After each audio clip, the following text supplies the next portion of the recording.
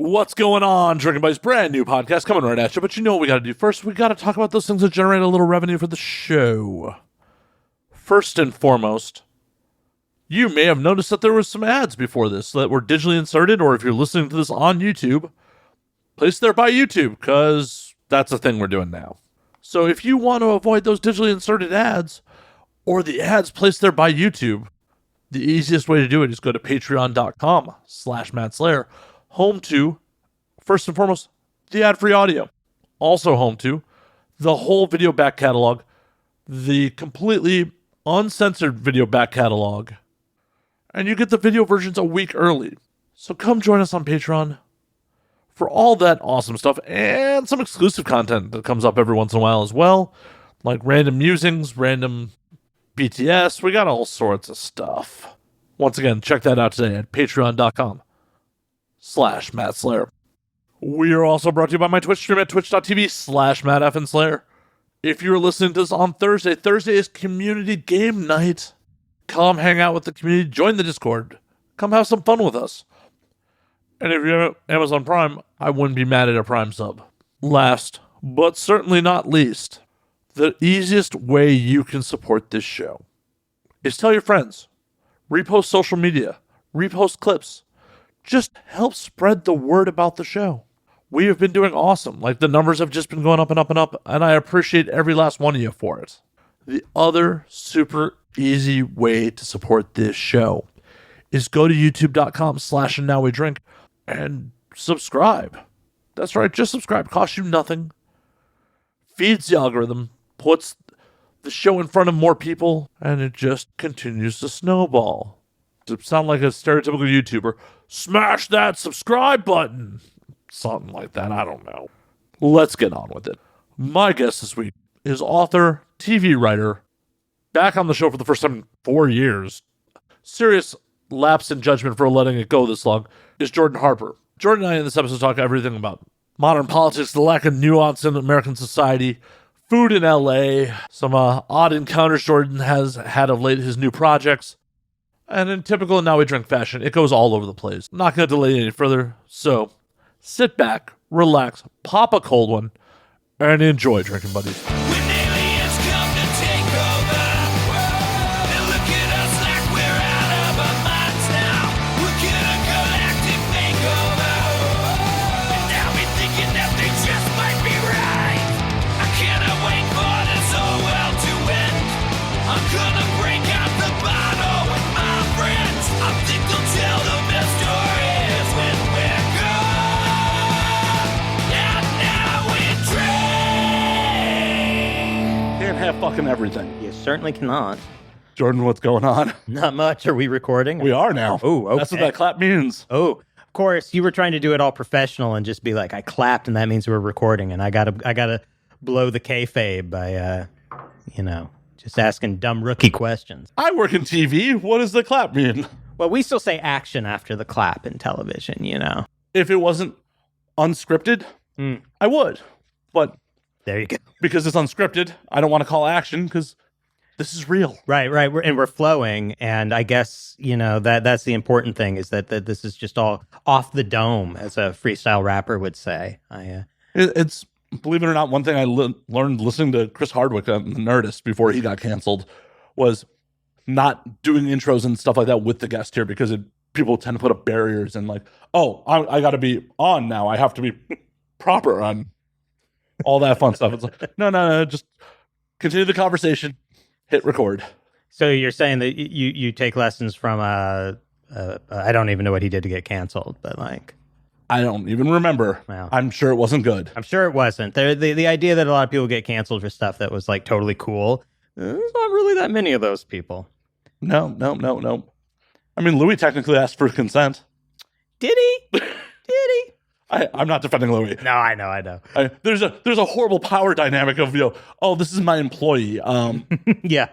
Oh, for sure. And that's, I mean, God, we're jumping right into it. This is a lot of the stuff that I'm writing about right now is this dynamic. But like the thing that interests me right now are the middlemen. They're the monsters, and they are always a part of the story. And the victims, I always feel like I'm going to let somebody else write the victim stories. But like the book that I have coming out in January, it's called Everybody Knows on Mulholland. I did not mean to pivot to a pitch this early in, but here we are. But here we are. But no, I think there's so many things to talk about it. It's sort of, last time I was here was 2018.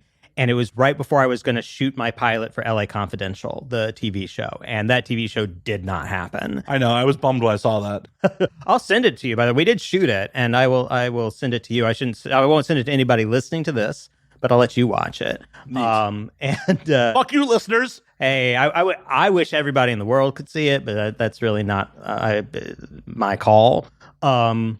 But I had all this like James Elroy energy left in me that I wanted to tell like a big LA crime story. But I was like, nah, but like I don't want to set it in the 50s. That's Elroy's territory. So I'm going to set it right now. And so like the main character is a woman named May, and she's what I call a black bag PR person, which is she doesn't get the good news out. She keeps the bad news in. And those are the kind of people that I'm really fascinated with are the private security firms that are just like the bodyguards, and especially those ones that are like they're all ex-special forces or ex-cops or still cops, which is a very big thing with these people. It was also very illegal. Yeah, well, they do it all the time. Oh, I know. I mean, I worked in that world. Oh, right. But like, because like the power somebody has when their bodyguard is a off-duty LAPD officer is incredible. You can do anything. I have a friend who is within the sphere of an A-list actor who travels everywhere he goes. He has off-duty cops with him. And that guy, he lives like there are no laws. And, there effectively aren't. There aren't. When you have the cops on your payroll walking around with you who can walk up to any other cop and go, no, this is cool because we're all in the same gang. I'm fascinated with those people. I'm fascinated with the lawyers, the non-disclosure agreements, and all of those things that kind of, circle around that world. And so that's, Everybody Knows is like my story about it's a very Elroy-esque story in that it's about the middlemen. It's about the people who have to get people to sign the non-disclosure forms. It's about all of that world, which I think is the underexamined part of all of this. I shouldn't make an introduction. A buddy of mine is a professional sex tape broker. Oh, I need to. Yes, I need an introduction. All right. I'm very into I've had my experience in Hollywood for 14 years, and I have a lot of friends who've, I've heard a lot of different stories from a lot of different people. I did sit down with the publicist for a very bad man whose name we all know, and got to talk to them about what they did and how they felt about it, which they felt no shame. They felt no shame. And just another day at the office, huh? Another day at the office, and their position was, well, everybody deserves a voice. Everybody deserves to get their message out. And but you're a megaphone. You're not this guy isn't everybody. He's a very rich, powerful man, and you're just aiding and abetting his power.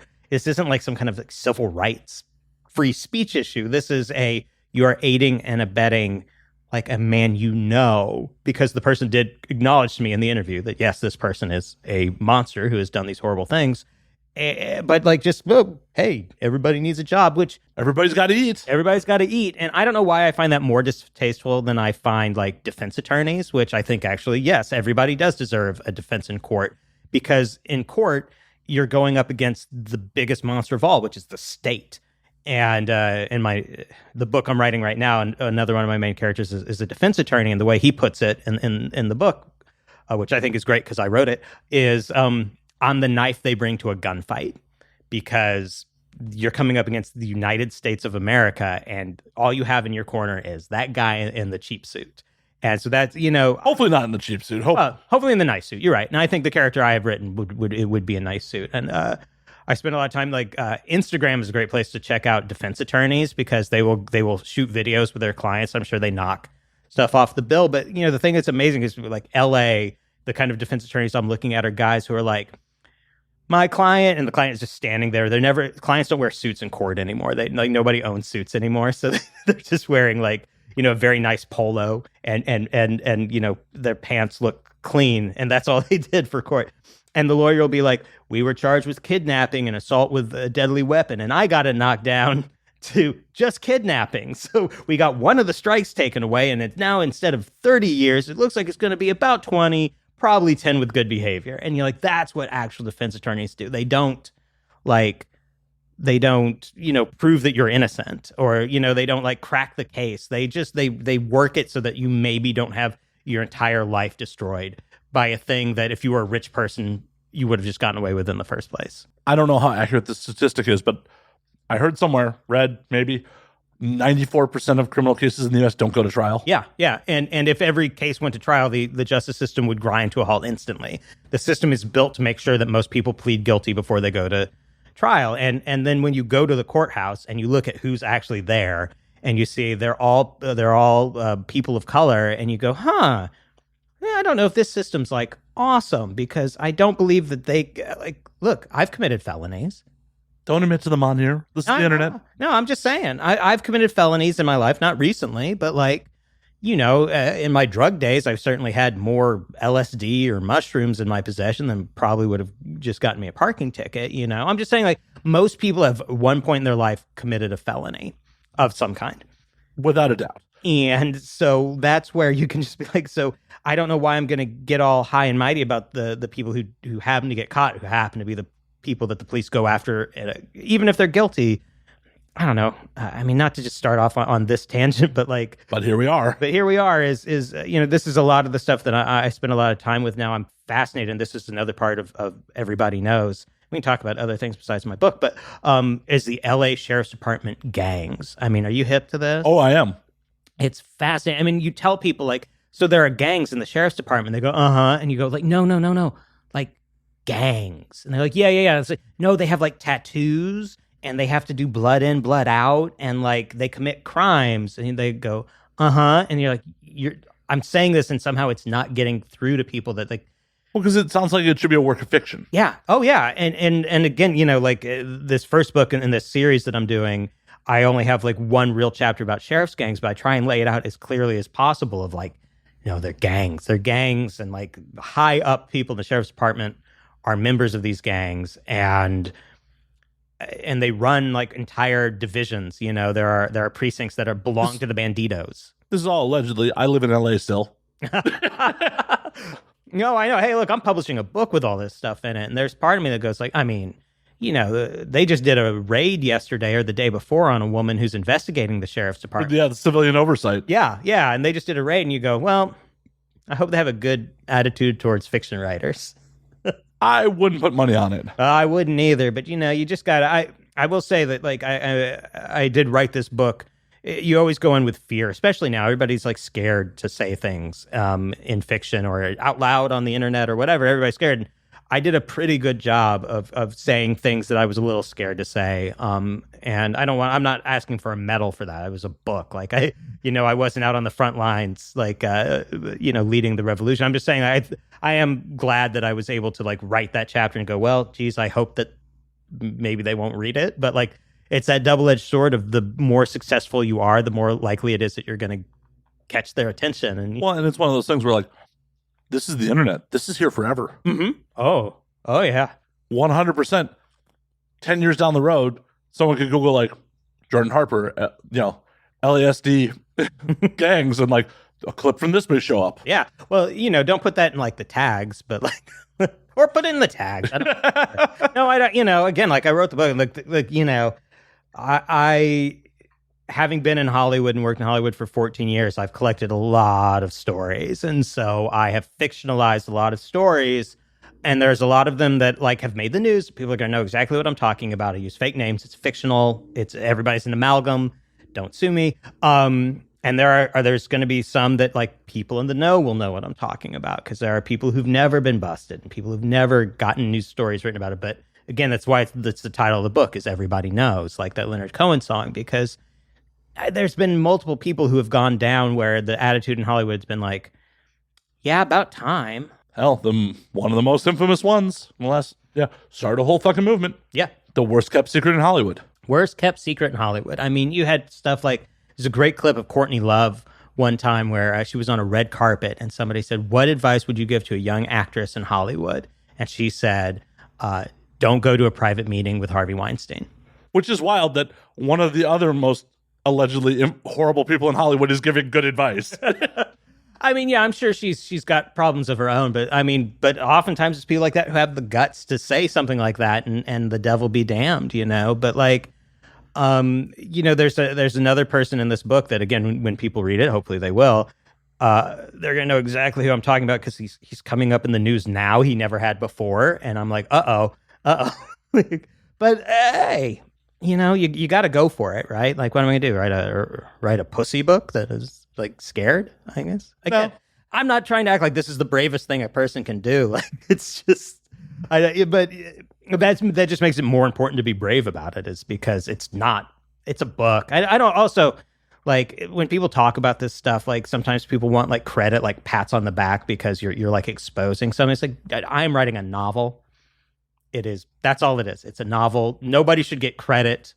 There's two kinds of people I don't agree with. There are people who want to make art immoral. Like, oh, that book's bad. That movie's bad. But also, I don't agree with anybody who really wants to make it moral. Like, it's just art. It just is.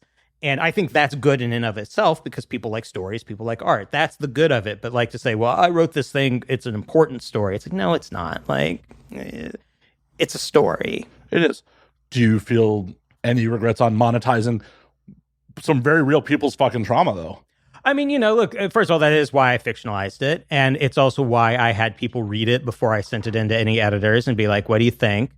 And my only response can be like, man, this is the world we live in. And it is also why, by the way, I said why I'm interested in the middlemen, and like, I'm not going to write a book from a victim's perspective. And I have told like the marketing people that I'm involved with, like, please don't call this a Me Too book, because I think Me Too books are the domain of people who can talk about that. Now, Me Too comes up in it because it's a book about Hollywood today. So the words Me Too appear in it, but I'm not a person writing a Me Too novel about it, And look, if somebody came to me and said like, wow, you wrote about this guy and he really traumatized me and I didn't like reading about it again, I don't know what I would say to that person other than like, you can't write a book from that perspective of like, I could scare somebody, or I could, like, you just have to write the book. And they also weren't forced to pick it up. They weren't forced to pick it up. And look, I think it's good to have, like, people get really angry about trigger warnings and stuff like that. I don't have any problem with trigger warnings because people should know if if somebody wants to warn somebody else what's in their story, that's fine. But like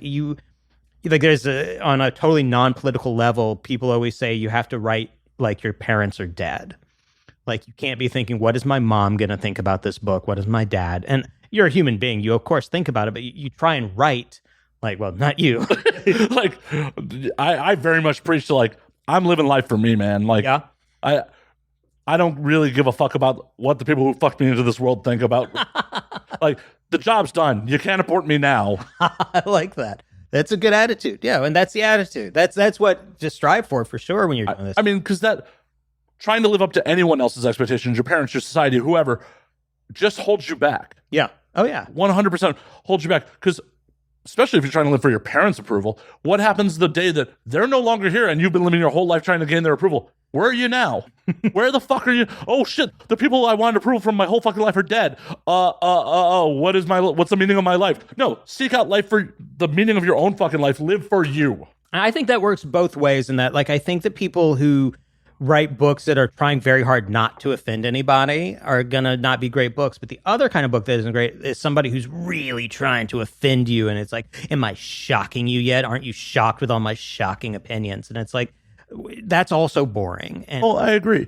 It's one of those things where, like, if shock is the outcome of the art, that's fine. yes, exactly. Yeah. But if you're just, I'm being edgy to be edgy, like, fuck that. Right. And it just gets old and it always goes to the same place. It's just funny how all of it, at the end of the day, the really offensive stuff that people think they're so naughty for saying is just all shit that just supports the bosses anyway. It always ends up being sexism, racism, transphobia, like really boring, shitty opinions that, like, they try and dress up. I'm so tired of, like, the alt-right movement that presents itself as, like, edgy or interesting, where it's just like, you're fucking hanging out with the bosses and you want to act like you're too cool because you're vaguely embarrassed by how corny the people that the boots you're licking are, but like, you're licking their boots. Like, don't act like you're not. It's like all that shit. It just always goes to the same place. It always goes to the same place. And it's not an interesting, cool, or edgy place. It's just not. No. Though hearing Milo talk on podcasts about, like, oh, we tried to get Trump elected just because for the lulz is like, are you kidding me? You literally are like, oh, hey, we're going to light the match while Nero fiddles just because it's funny. Like, the fuck? Well, and again, it comes down to, you know, as the dead Kennedy said, like, trash a bank if you've got real balls. Like, from Nazi punks fuck off. It's like, oh, you think you're so edgy? Go fucking do something. Like, come on. It's just, and again, it's like, you have the same politics as a guy who owns a Mazda dealership. Like, there's nothing radical about this. It's really, like, it's sad. And, the way that's kind of on the upswing right now, it's just like, oh, here we go again. It happened in the 90s with like Boyd Rice and Jim Goad and people like that. And it's just back again, you know? Well, it's wild on the other end of the spectrum too. It's just like when people are crazily leftist, like I lean that way, but it's also like, whoa, some of this stuff just sounds like you're spouting other people's propaganda too. Oh, for sure. I mean, for sure. And I'm pretty far left, but like, I'm also realistic about who I am as a human being. There's a great anarchist folk singer named Pat the Bunny, who like lived as a homeless guy playing guitar and going around playing for gutter punks for years. And actually wrote a lot of really great songs. But one of his very early songs was Never Trust a Man Who Plays Guitar, which comes back to kind of what I was saying about the books or any of this is like, this guy isn't building bombs. He's not out there shooting somebody. He's playing songs. And I I would love for us to have more equality in this world. And I would love for us to try and just fucking care about each other more. Like, I know that if that makes me sound like a hippie, that's it. But that's just, I really think but that's also self-serving. Like, because if you care about everyone else more and everyone else cares about that helps you out too. It's not like, oh, this is completely altruistic. Eat from my body. I am Christ or some shit. Yeah. Like, it's like, oh, hey, if society's better, I'm part of society. Society benefits me then too. Woohoo. It's wild because we've totally killed the idea in America that the common good exists. That if we tried to invent libraries now, people would be like, wait, you're going to let people have books for free? Well, I don't even read books. Why would I pay for books? And you're like, because maybe... Or where else are the homeless going to masturbate? Well, that's the truth, is because that's the last public space we have. It's the only place we have. Have you ever been to the main library downtown LA? I have not. It's a gorgeous building. It's an amazing library. And then I was looking for, I can't remember what book I was looking for, but I went to the information desk and the woman said, well, that book's on sub-level 3. Get ready. I'm like, what are you talking about? She's like, they're washed in the blood of the lamb down there. I swear to God, she said that. And so I got on the elevator and I went to sub-level 3. So you're now 3 stories below the library. And the doors open. This seems like, I put this in my book because it feels made up. The doors split and this guy with just like giant dreadlocks and that smell hits you that you can just taste. And he just looks at me and he goes, I'm the one who's burning. And you go, whoa. And then you just get down there and you go, oh yeah, this is like, it's where all the politics, religion, and occult books are in the main library. So it's like, the choicest characters on sub-level 3. But it's like, it's literally the last indoor place with air conditioning that people can go and not be turned away. So like, yeah, that's where they go. But like, maybe if we gave them nice places to go, the library would also be more functional. And then, like you're saying, we all win. And like the net cost out of your pocket is 17 cents. It's nothing. It's a joke. Well, I know. When socialized healthcare came up again, I was making arguments with people like, oh, I don't want to pay for other people's fucking healthcare. I'm like, dummy, your lot in life is not guaranteed. Just because you have good healthcare from your employer right now doesn't mean you will tomorrow, or that your children will get a good job that has good healthcare for them. Don't you want to maybe kick a little ducats down the road that, it's like paying for insurance. Oh, look, hey, if I invest in society will fucking take care of me when I need it. Yeah. Yeah. And it's just really, the Republicans in this country have done a really good job of making government suck and then getting elected because they say government sucks. We should have less of it. And except we don't ever on either side. No, but they just keep taking things away and like we never have infrastructure bills and our roads are falling apart and they just kind of make things suck a little more. And you just, like in a normal place, like I don't take the bus. I should take the bus. But why? Because it's just, you just shoot up the street and you get on the bus. And it should be very easy to take the bus. And we shouldn't have some kind of stigma of like, if I just want to shoot down to Glendale, I can hop on, I live off Colorado Street in Eagle Rock. I can just hop on the bus and shoot down to Glendale, go to the Lamley, which great little movie theater and then take the bus back. I never do.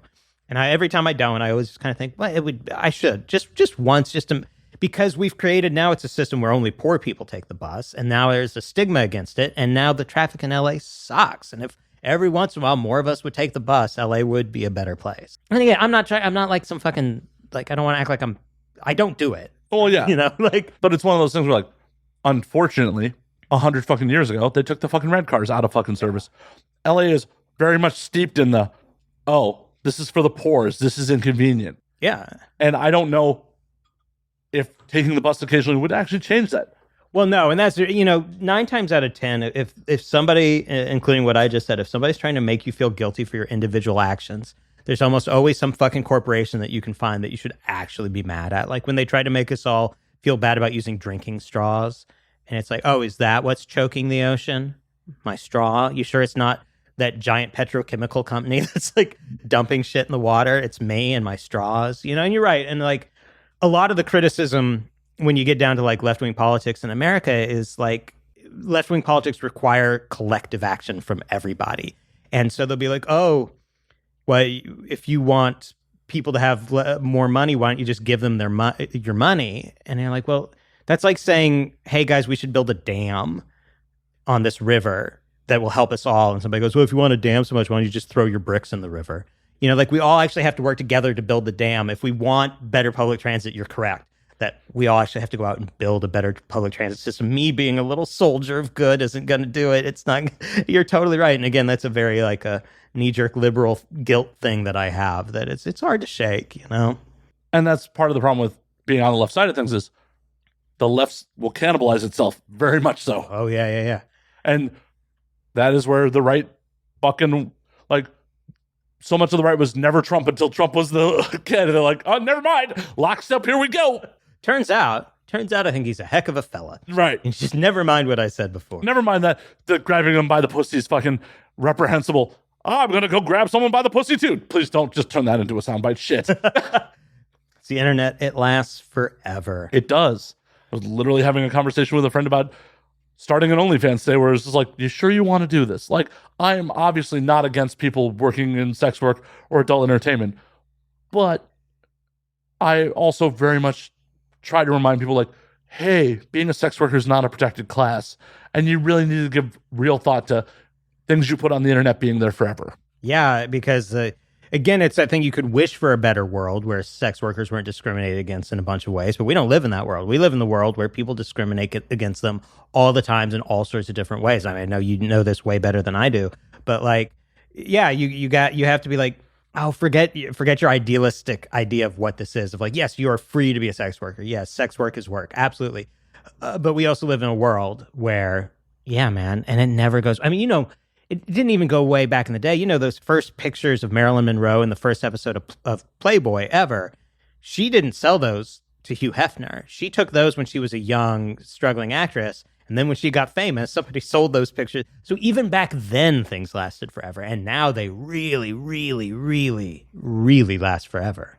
The one potential boon on the modern era is there's so much of it that people may never discover it because of the pure fucking volume of it. That is true. There's a fire hose of it now, and it's never ending, and it's just, what is it, tetrabytes of it every day getting out of, like, I'm sure like more videos probably get uploaded to Pornhub every day than a human being could watch in a year. I'm making possibly a lifetime. Yeah, well, who knows? And it's this is a real question because I know you have so many people in this industry and you know so much about it. Where is the money in porn coming from now? Like, how many people, what percentage of it? It just feels like, other than OnlyFans, which I understand how that gets monetized, but like professionally shot porn with like casts and things like that, how is that monetized now? So a lot of it is owned by a couple of companies. It's very top heavy these days. But especially porn. Like, porn went from being a bunch of, Vivid used to have a fucking office you could see from the 101. Oh, yeah. By that In and Out over in right up. Yeah. Like, that's how big Vivid was at one point. Now it's fucking basically two tech companies that own the majority of professionally shot porn. Okay. One of them owns the tube sites. Right. So, hell, they make an ad revenue off of everything you watch on Pornhub. Okay.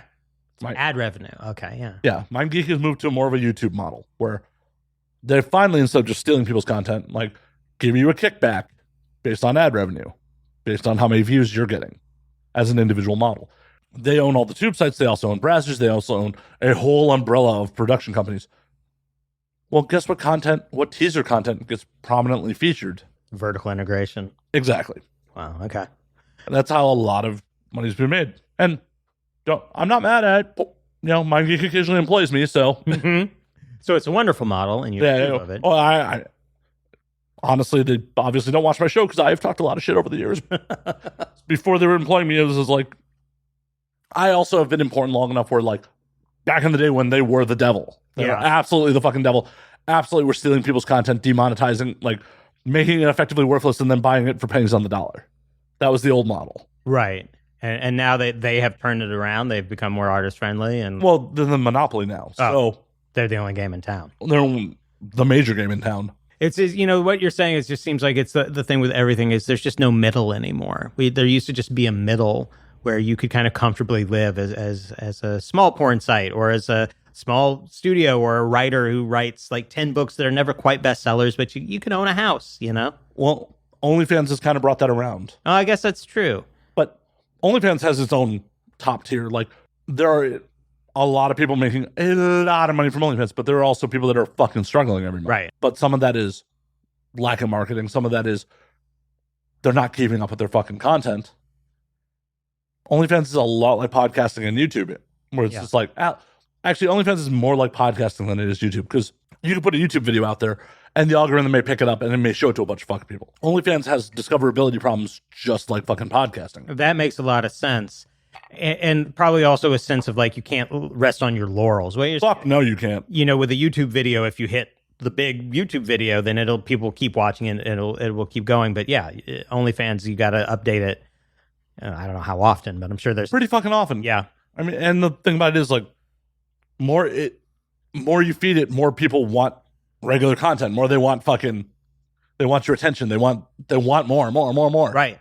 Well, it's all of this stuff. It's like, I don't know, one thing I've noticed about podcasts, and I don't know if you agree with me about this, is I have noticed like podcasts just fill a hole in your life that you should probably be aware of in some way. By which I mean, so I have a lot of friends who are film critics. I appear on a lot of podcasts. Most of the podcasts I am are film podcasts. And I don't listen to a lot of film podcasts. I listen to some of my friends, but the truth is I don't need to listen to film podcasts because I talk about film all the time with my friends. Now, I do listen to a lot of those left-wing political podcasts because I don't have a lot of friends in my life who want to talk about those specific things.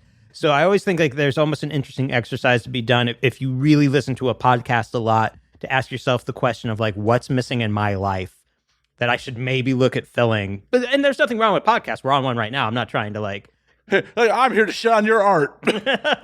No, I listen to them all the time. I just like, you know what I mean? Like looking at like, what are you really keyed in on? Like and not that you need to give up the podcast, but like where can you like, I think it just tells you something about yourself. And it's, when I realized I never listened to movie podcasts that weren't usually with my friends in it, I realized, oh, that's because I can talk about film. I assume you probably have, what do you have? Most of your listeners like are either industry people or people who are very interested in the industry, right?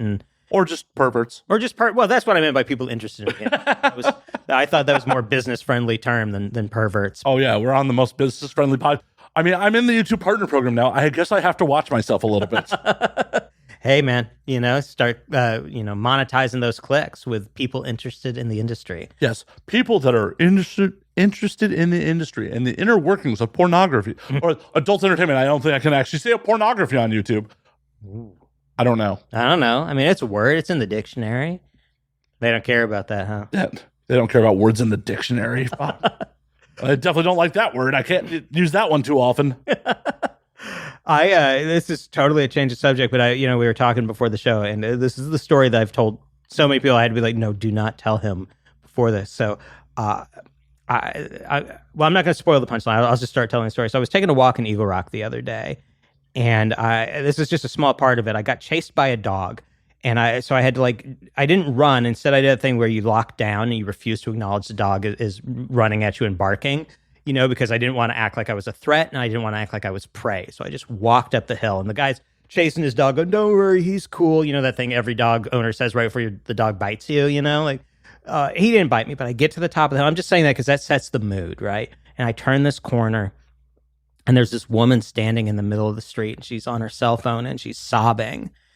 And she looks at me, and this is such a weird little detail. She had these ridges of bumpy, weird warts on both of her eyelids, just covering them to just add to the David Lynch air of what was going on. And she looks at me and she says, you have to help me. I think my neighbor is dead. And she told me that her neighbor is an old man, and every week she brings the dumpster down for him to the curb. And this week there was no trash in his dumpster, and she thinks she can see him lying there in the hallway. And I look, he's got one of those security doors with the metal with the holes punched in it, so you just kind of see, and I can see there are feet sticking up in the hallway.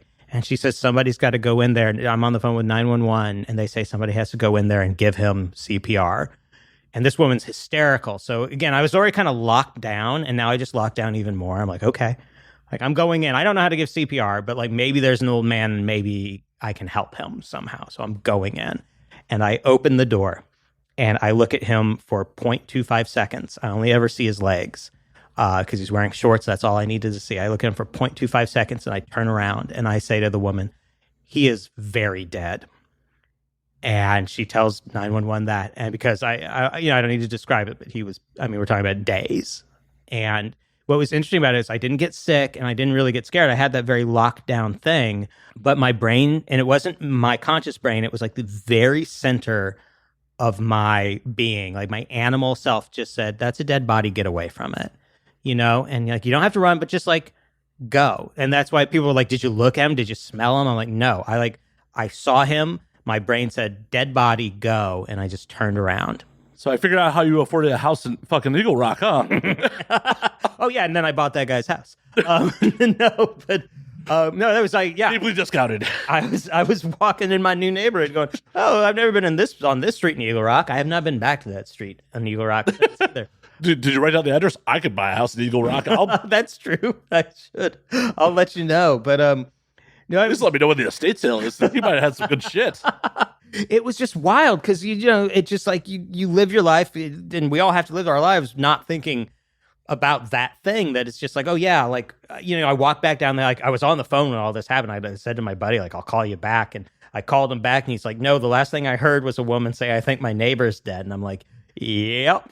And of course, me being me and being what I do, I then went home and I took notes, because it's what I do, and I had literally just written a scene where a woman walks into a fucking dead body. So I was like, oh, I can now go and add that little bit about her brain telling her to turn around, So was this the first dead body you've seen in real life?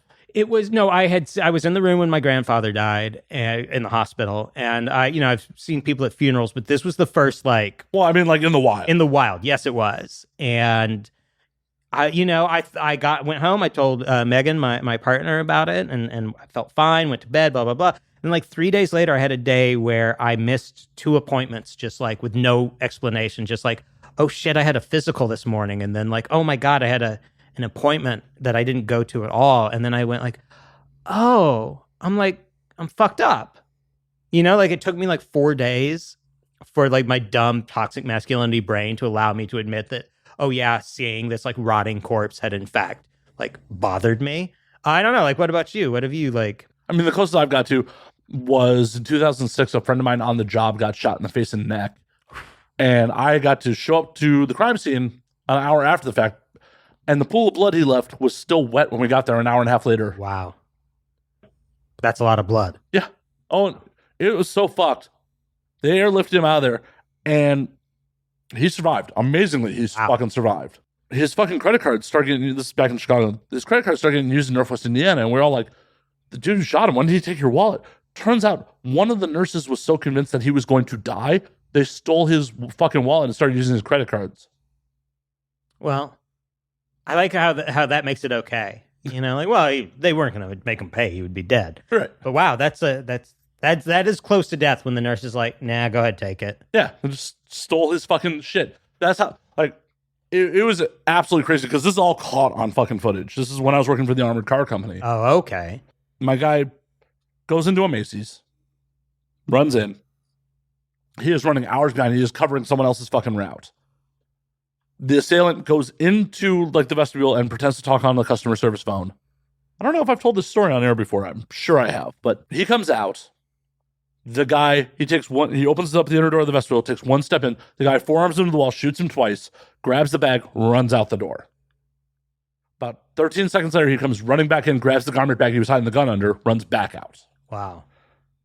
My guy, about 20 seconds after that, picks himself up, sticks his thumb in his neck, kind of bounces off the far wall. He's drunk, takes 4 steps outside, calls in his own robbery, and then face plants from blood loss. Whoa. It's all on fucking film. That is wild. And then I had the misfortune or fortune of finishing up my route for the day as this went down. So me and a supervisor jumped in a fucking car and went down there. And this is not just some coworker. This is a dude I used to drink with. So I know exactly who it was. And we get there and the pool of blood is still wet. August, Chicago. Right. An hour and a half later. That's how much blood that he fucking lost. His flip phone is open, covered in fucking blood. We used to use these hand scanners, kind of like UPS, to track packages, covered in blood. Some fucking clothing that was torn off a rack, like the Macy's employees started tearing clothes off the rack to try to stop the bleeding. Yeah. Covered in blood all over the place. And the supervisor's like, here's the company Polaroid, take crime scene photos. So I'm shooting fucking Polaroids of a pool of blood of a dude I know. Yeah, that is wild, man. And then I had to finish the fucking route. Some poor bastard almost got himself fucking shot inside, because it was inside a mall in Calumet City, Illinois, which is right on the Indiana border. Okay. And I'm finishing up the route. I had one of the pickups inside the mall after the shooting. And of course, everyone inside the mall had heard about the fucking shooting going down. It's been a couple hours at this point. Mm-hmm. And some dude, as I'm walking through, best watch yourself around here. My gun came out like, the fuck you just say to me? Like, that dude just like, like, the fuck did you just say to me? Man, tensions are running high. I think I'll smack talk the guy with the gun over there. Yeah. You know? And technically, I learned years later, me pulling my weapon out in that situation might have been a felony. Yeah, no, sure. But, again, tensions were running high, and I think that, that guy had obviously been to hot dog on a stick. He was like, well, what else was I going to do today? Oh, I know. I'm going to antagonize the guy whose friend just got shot. Yeah, this seems like a good idea. Yeah. Good idea for me to do this today. Oh, Wild. Absolutely. Like, that job at times was fucking wild. This is all what was interesting to me, and I don't know like how you feel about this stuff, but like, so I had the thing where I was like, oh, that kind of fucked me up to see that dead body. But then I realized, so I said, I wrote this big book about Los Angeles where I wrote it during the pandemic, and I emptied myself into this book. And then we just had 2 years where I haven't refilled my life with experiences because we had the pandemic. And seeing this dead body, and this is such a narcissistic thing to take this old man's death and make it about my growth as an artist, but I'm about to. Is that I was like, oh, fuck, I need, even if they're traumatic experiences, like I have to go out into the city and like have things happen again because like I'm empty. I'm like, I've done nothing. I've lived in like a fucking mushroom for 2 years and like I have to go out and like, so that's why I was saying like before we started rolling that, I'm thinking about like kind of like doing amateur night crawling for my next book is like, because I just like, no, I need to go out and like see blood stains and like people screaming at each other and like whatever it takes. Like I have to go and subject myself to that again. No, I know that feeling so much as someone who does a weekly fucking talk show. Oh, right. Like I've definitely felt like devoid of fucking experiences. There's been points where I'm packing my head, I'm like, is the show getting stagnant? Like, I haven't gone on an international trip. I haven't really gotten into any super weird shit in a while. Like, am I just telling this? Am I recycling the same stories over again? Like, no, I 100% identify with like, no, being an artist, being someone who's expressing their art, you have to have experiences. You have to like be able to retell those stories. You have to relay that shit. Right. Like, if you're just like, I sit in my apartment all the time, listen to what I have to say. Like, why? Why would I do that? Yeah, I mean, I had a writer tell me years ago, a TV writer named Tom St. George, who I worked with, he just said it so plainly. He's just like, the tank empties. He's like, any writer will empty their tank over the course of a year or two if they don't refill it. And it's just like, right. And you partially can refill it with art. Like partially you can watch movies and stuff. But if you do that too much, you just start making movies that look like other movies. Yeah, you're just regurgitating someone else's art. Right. Those aren't your experiences. Right. And podcasting, I'm sure, is the same. And the other danger is like start just saying the shit you heard somebody else say on Twitter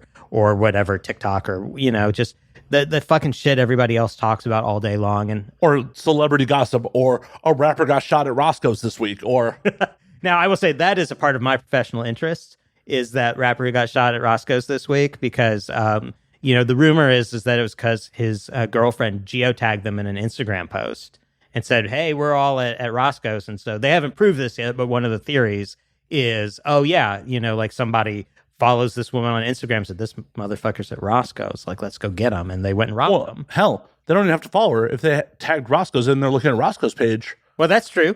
And it's like, oh my God, that big rapper who's always wearing those giant chains in the video. It's exactly what happened to that guy, Pop Smoke, who got killed in the hills. Same thing, partying at some house in the hills and let some picture fucking had racks with racks, and then the address is just in the background of one of the photos or something like that.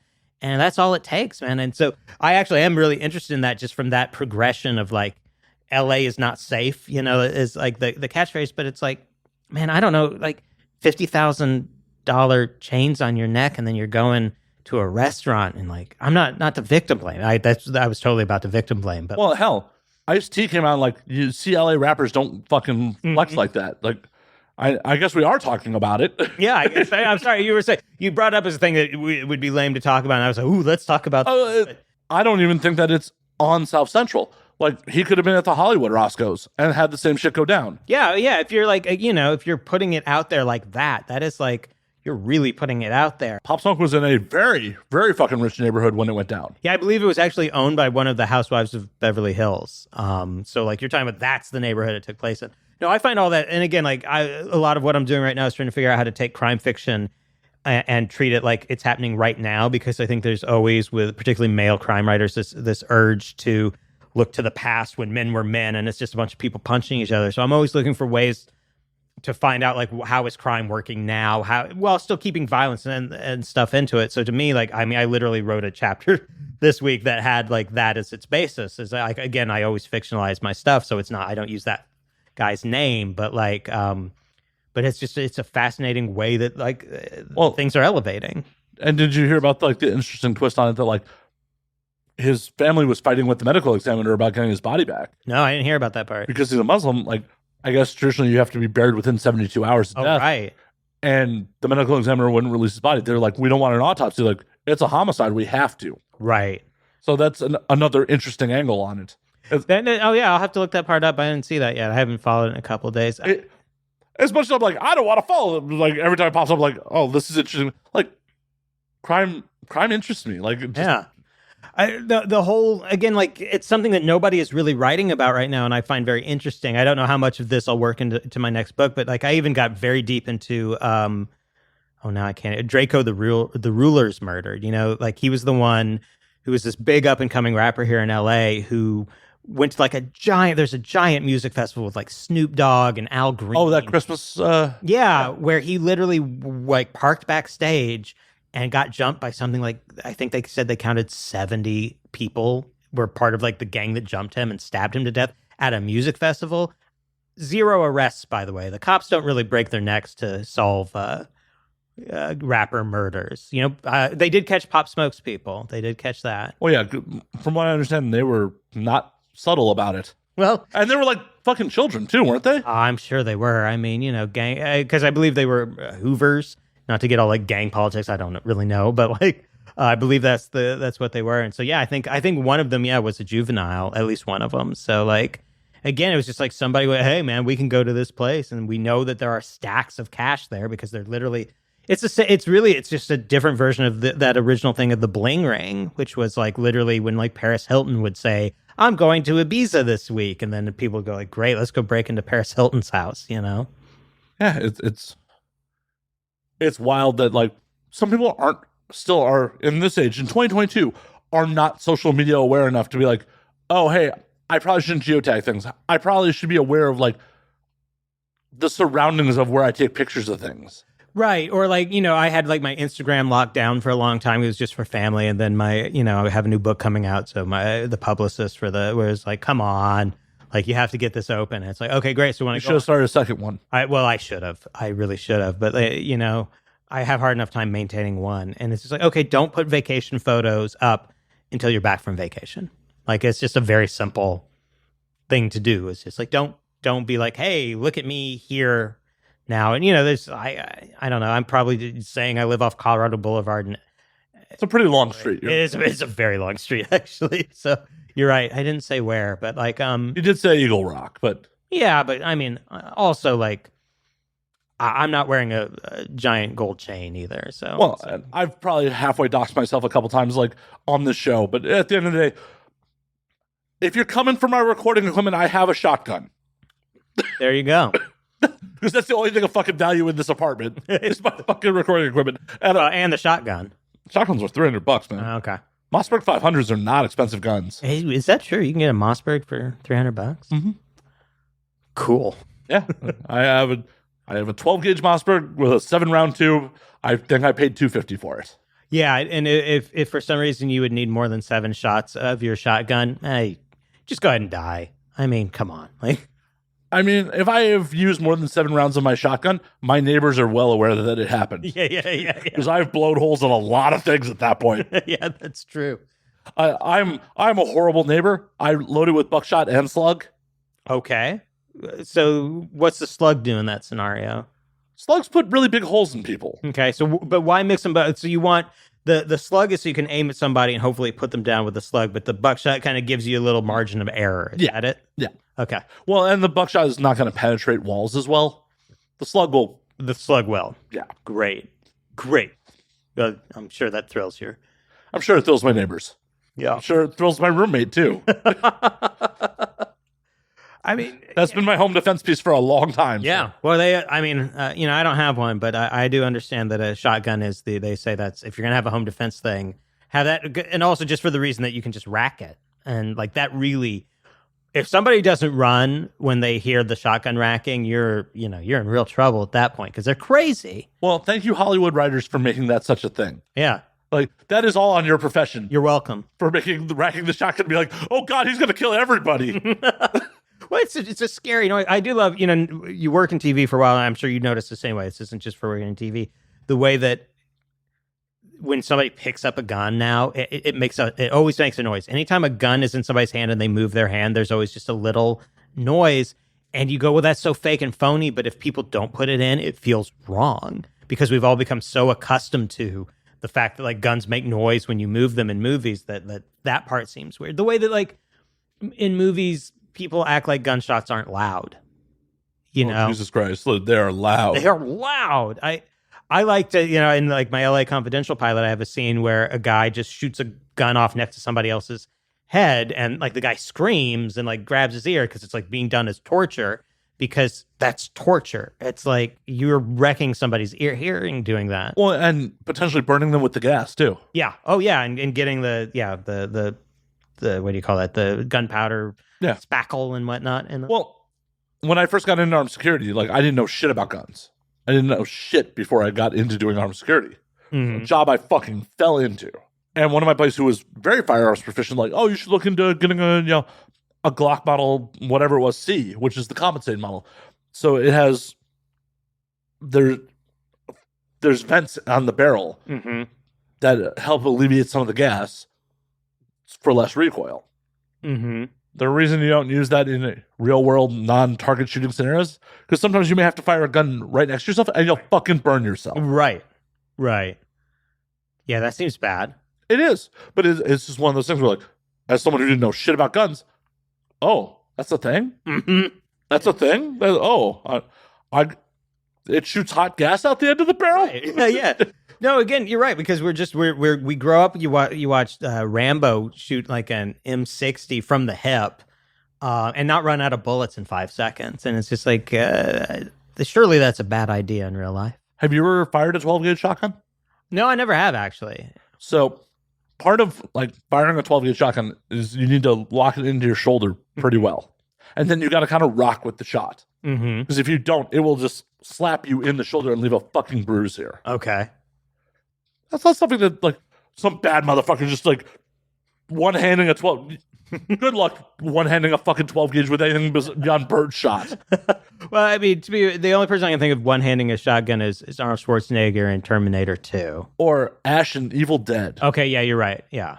But I was just, right before I was coming over here, I was just looking for something to watch. I started watching the documentary Pumping Iron. Have you seen that documentary? I've seen clips of it. It's worth watching the whole thing, but you also get it from the clips of like, because it was before Arnold Schwarzenegger was a movie star, and they try and make the documentary about other people and him. But I mean, obviously we have the benefit of hindsight knowing he's a movie star, but you just want to, no, put the camera back on that guy, because that guy's awesome. He's crazy and weird. I'm sure if you've seen a clip, it's the one where he's like, when I get the pump going, it's like I'm coming. And so when I work out, I'm coming. When I go home, I'm coming. I'm always coming. My life is a fantastic. And you're like, man, this guy's going to be governor someday. Right? Yeah.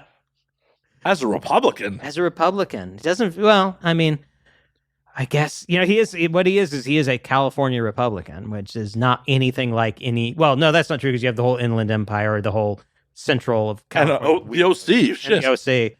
I guess he's that kind of Republican they don't really make anymore, right? Like just that kind of like, well, I would like low taxes, and I vaguely disapprove of abortion, but I'm not going to make a big deal out of it kind of guys that I guess you would just call moderates.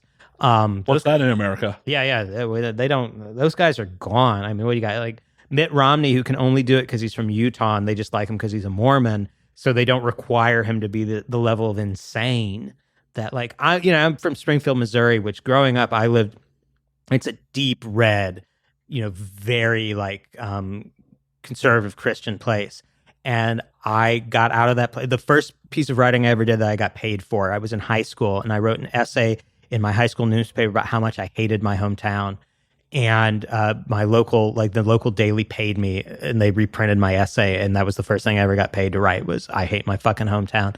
And so I got out of there as soon as I could. And now all of America, not all of America, but America is just, my hometown has just grown and metastasized. And like, that's the entire Republican base now, is the way people in my hometown have always acted is just made that's the entire gig now. And it's wild because those people suck.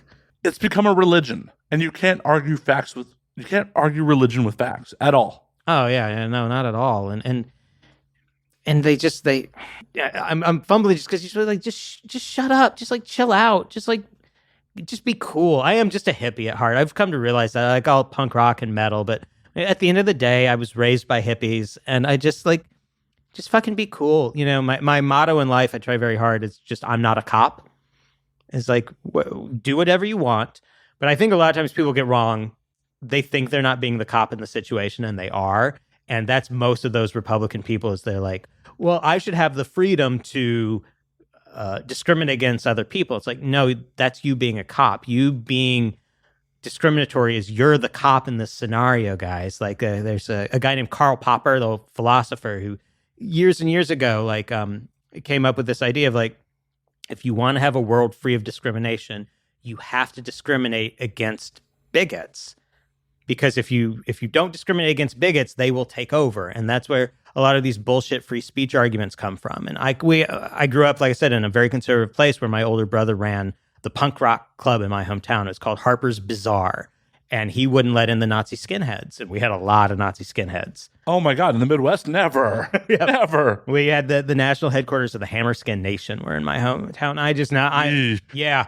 And so, he ended up getting, actually, at one point, he got jumped by a lot of Nazis and got put in the hospital. But I was just there one night where it was just some stupid 16-year-old Nazi punk who we wouldn't let into the club. And I say we, I wasn't like a big part of this. I don't want to steal, what do they call it? Steal valor. But I just remember having this conversation with this kid where he's like, well, you're the one discriminating against me because you won't let me in the club. And it's like, yeah, but you're a Nazi. And like, we have friends who like are, black and like, Filipino, and like, so we have to pick. And so we're going to pick them, not you, because if we pick you, then we're automatically not picking them. Right. And that's the exact same, that argument hasn't changed at all with all these people. Oh, we're, the mean libs are pressing us down. And it's like, yeah, because you're a dick. I'm sorry. Like, and everybody has access to books now. My tolerance for like racist or, oh, my dad's a racist, but he's not so bad. It's like, yeah, he is. Yeah, he is. It's 2022. I'm sorry. Look, my grandma was racist. She sucked. Like, sorry, she did. Like, you don't get some pass just because you don't want to feel bad about the fact that you have a shitty person in your family. Yeah. Guess what? Don't do what they did if you think it's wrong. Yeah. It's really that easy. I know. I was just reading it. Have some critical thought. Have some critical thought. And it's like, oh, but, come on. You're saying you never have a racist thought. You never have it. It's like, well, not like that. No, I really don't. I'm like, we all have like little implicit things that you catch yourself like, But you don't act on them. You don't act on them. And there's a huge, and that doesn't somehow implicate you with the Nazis. Like, it doesn't mean, well, now you're like no, it's like, no, like at some point the word racism got so flattened, where we count microaggressions and all that. And there are such things as microaggressions. That's not the point. The point is like that we made it all one big pie. And we said, so this is racism over here. And we're use the exact same word to describe the Nazi skinheads. And it's like, maybe we're actually hurting ourselves by... Well, because nuance is dead in America. Oh my God. Well, completely. And we, again, whenever you start talking about these things, you always want to make sure, like, I'm sure I have my things that I'm a dick about. Like, oh, I definitely do. Lots of them. But not about that stuff, not like that one I'm pretty confident on is like, no, like just because you occasionally have some kind of thought that was put in your head at a young age that you can bubble up. You can have all sorts of thoughts and bubble up and recognize them and label them and go, ooh, man, that was a racist thought I just had. And then you move on. And right. You don't act on it. Don't act on it. And you move on. And like, I'm sure, even more than racism, the thing that's changed the most since I was young, it's just like, you watch a movie from the 90s and the way we used to talk about gay people is wild. And I mean, like, look, we all have our comforts that we run to. And occasionally when I'm going to sleep at night, I will watch the sitcom Friends, not the hippest show to watch, but like. I mean, I will stare at 90s Jennifer Aniston whenever you give me the opportunity. Also that. But like, her nipples were very prominent in that show for some reason. You just like, she's wearing a suit. How can I see her nipples? She's wearing a suit. But I can. And I'm happy about it. And why did Brad Pitt ever leave her? Well, Brad Pitt's from my hometown, and I will tell you that there is a heartbreak at the heart of Springfield, Missouri. They never accepted the fact that he dumped Jennifer Aniston. They were just like, no, because she seemed like such a nice girl. Hell, she dated the lead singer of the Counting Crows. She's obtainable. You're right. I never realized this. I have a shot. I mean, I would take that shot today. But I mean, she would probably like leave me heartbroken, but I would try. Hey, that's all you do. Look, we have one life, shoot or shoot, But all I was going to say is that the way they talk about gay people in that show is, and I think they were trying to be very liberal, but like they just keep making jokes. There are so many jokes about, wouldn't it be funny if these people were gay? And it's just like, I'm not saying none of those jokes are ever funny, but it's just like, wow, we have changed so much. We have, but also like, I will freely admit, like, I was at a fucking STD clinic the other day, and the person asked me like, oh, who are your primary partners? And like one of the nurses like, man, I'm like, no, that just came out, like zero thought, like, no. Right. But there's nothing wrong with being gay. Like, you're not less than for being gay. Like, right. But the fucking in the back of my head to like just spurt it out like that, like it was a weird moment for a second there. Right before I got into TV, I was living in West Hollywood and I needed a job, so I interviewed at a video store because this was long enough video stores were still really a thing. And like I had at the time, like I had been a film critic, I'd written reviews for the Village Voice. I was like, as far as art films go, I was very qualified to be a film guy, but I was in West Hollywood, so they take me to the back. And the manager sits me down and she's like, I just have to tell you that like most of our proceeds come from our adult section, and most of that is gay because we're in West Hollywood. So I just need to make sure that you don't have a problem with this. And I don't know how I didn't see it before, but I swear to God, she gestures behind her shoulder and there is a framed photo of an erect cock just right behind her. And she goes, you just got to be okay with this. And like, it's not like I screamed or anything, but I just kind of went, oh, yes, yeah, totally. And I didn't get the job. And I'm sure some guy who knew less about indie film, but just looked at the clock and that's who got, and who should have gotten the job, because it's true that I probably would have been weird about some guy. I would have laughed at the titles of the films when they, and again, it's not like I was like, oh, I hate gay people, but it was just like, I still have that thing, and it gets locked up in you, and you just go, oh, I'm big. Oh no, what if somebody thinks, what if some guy tried to, Well, and that's the funny part is, in this day and age, if a guy hits on me, I take his compliment like, oh yeah, it means I'm looking good tonight. Mm-hmm.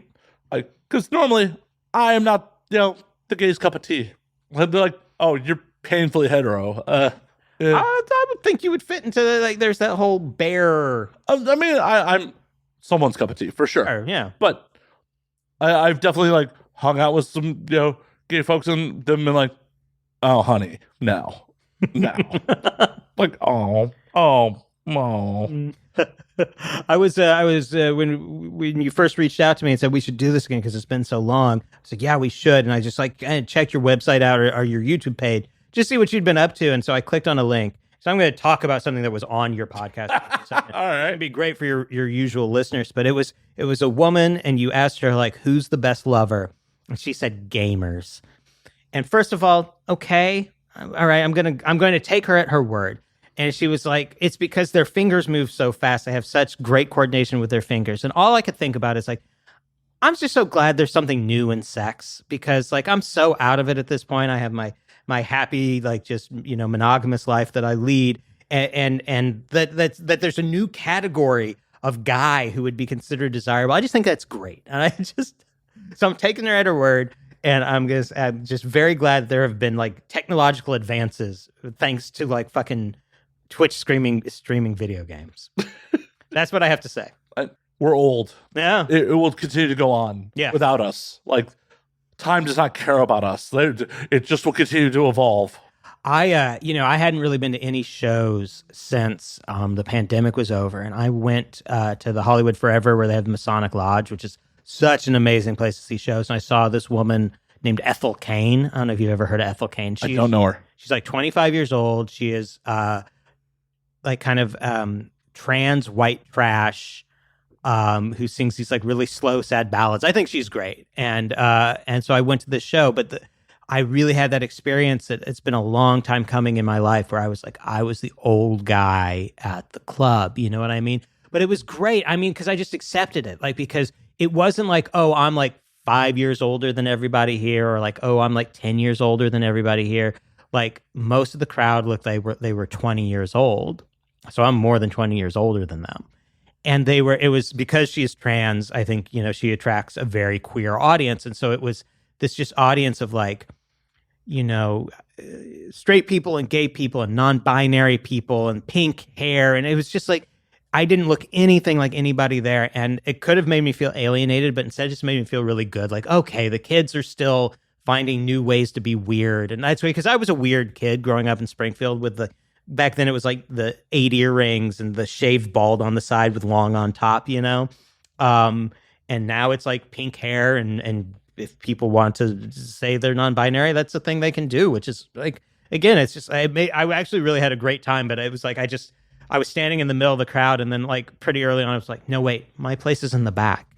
I should just stand at the back. When I saw, I've seen Henry Rollins at the Masonic Lodge at other shows, and he's always at the back, because that's where you go when you're the elder statesman. The elder statesman who's just checking in and going, all right, the kids are okay. I don't know. It actually made me, because I mean, look, I had a lot of fun when I was 20, but I don't want to be 20 again. On one hand, I wish my body felt like I was still 20. Yeah, that's different. Yes, but oh God, I'm so happy I know the shit I know now, because I thought I knew a lot of shit at 20. Yeah. I thought I had the world by the balls at 20, and holy fuck, no, the world had me by the short and curlies at that point. Oh yeah. Oh, absolutely. I didn't know shit. I didn't know shit about shit. No, I agree. The degradation. I've had 2 teeth extracted from my jaw in the last 2 months because of when you have bad root canals for long enough, eventually they just have to pull the tooth. And boy, that'll make you. So I currently have like 2 gaps, which A, makes eating corn chips really hard. But B, when they do it, they literally they pull the tooth, and I had an infection in my jaw. This is so gross, but like they put in bone graft, which is literally ground up bone from a cadaver that they use to get your jawbone to grow back. So did you recycle that old man? well, it's funny because I really did start to think I was haunted, because that happened to me about a week after I had the bone put in my tooth. This is true. This sounds made up. So 2 days before I found the dead body, I was riding in my girlfriend's car, and I looked down, and she has one of those radios where it like kind of flashes words at the top of the radio, you know? And I swear to God, I looked down and the radio said, "Do it, Jordan." And I was like, oh, fuck, like, what am I supposed to do? And then I realized This Is How We Do It by Montel Jordan was playing. But still, in that moment when I just saw the thing, I swear to God, if I had in my head been asking myself, like, should I do blank, whatever it was, if I had seen that, I would do whatever I had been contemplating. Fortunately, if I had been like, God, I wonder what it does feel like to kill somebody, and then I had seen Do It Jordan flash up, I would just feel like, okay, now it's time to start. You can't argue with fate like that. I mean, if it's gonna land you in prison, maybe. But maybe. Good news is I went, but I did think later on, like, because I never did. I had some people say to me, like, I can't believe you went in that house when that woman said that. I never felt like I had a choice, but maybe I felt like I didn't have a choice because the radio told me, do it, Jordan. But so when they put the bone graft in, what they don't tell you is that some of it's going to work its way out. So occasionally you'll just be picking bone chips out of your mouth. And then, if you have enough of them, you're not going to bat 1,000, right? So like I swallowed a couple of them. So I am an accidental cannibal now. And that's just part of me. Well, you slacker. Accidental? If it happens again, I'll make sure to just cherish one of them so that it's... You should have cut a piece off that old man and fucking grilled him up.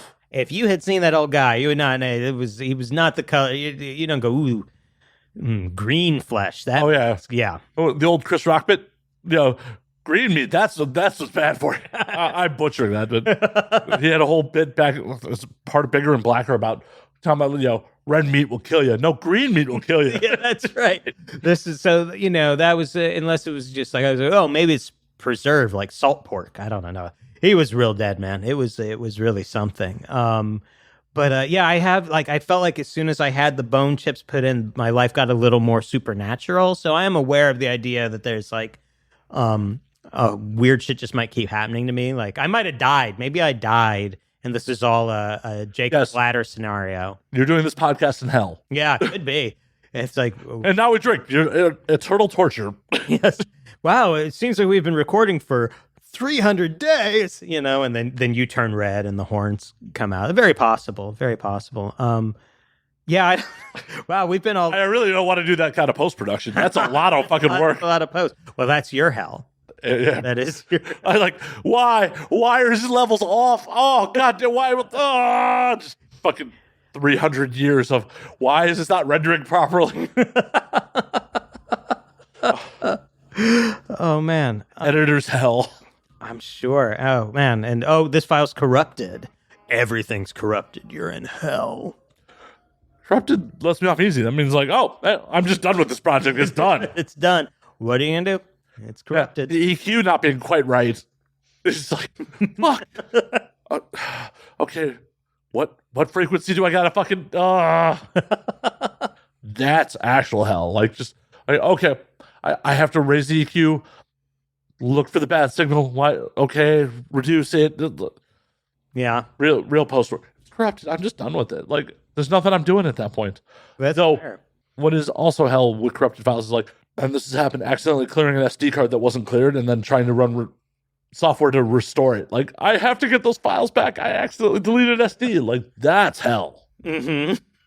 That sounds, this is all so beyond me. Like, it's just like, you start talking about that, I'm like, yes, that sounds like hell. My audience is like, yeah, we don't do this shit either. Like, why are you bitching about this? Like, folks, there's going to be a quiz at the end of the podcast. So. Right. What is it like in a week in Matt's life of fucking doing post-production work? Just post-production gone wrong. That's my life. That's your life. I don't have a life right now. It's interesting. I don't have a job, and which is fun for like a little bit, and then gets to be very. You live in LA in 2022. How do you not have a job? How do you not just create stuff for yourself? Well, I do. No, I write novels. That part I do. But here's So you have a job? Well, yes. But the thing about writing novels is, and I worked this out during the pandemic. There are a lot of ways the pandemic was very bad for me, and it was really bad for other people. But I figured out my pattern. That I like when you just cut me off from everything else. What I naturally do is I go to bed very early. I get up at 5 o'clock in the morning without setting an alarm.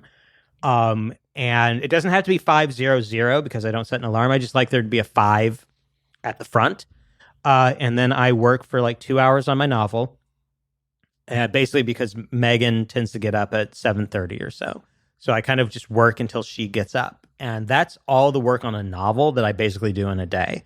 So if I have a TV show, because I did work on TV shows and stuff during the pandemic, then I just go to work and I do my job. But recently I haven't had that. And you know, I read books and I keep things and I try and keep busy. But, you know, I am right now in a place where like, yeah, I wouldn't mind like a job where I know paycheck. Like this book isn't coming out until January. I have another book coming out this month in the UK called The Last King of California, which isn't coming out in America right now. Why not? Well, it was a little darker and weirder.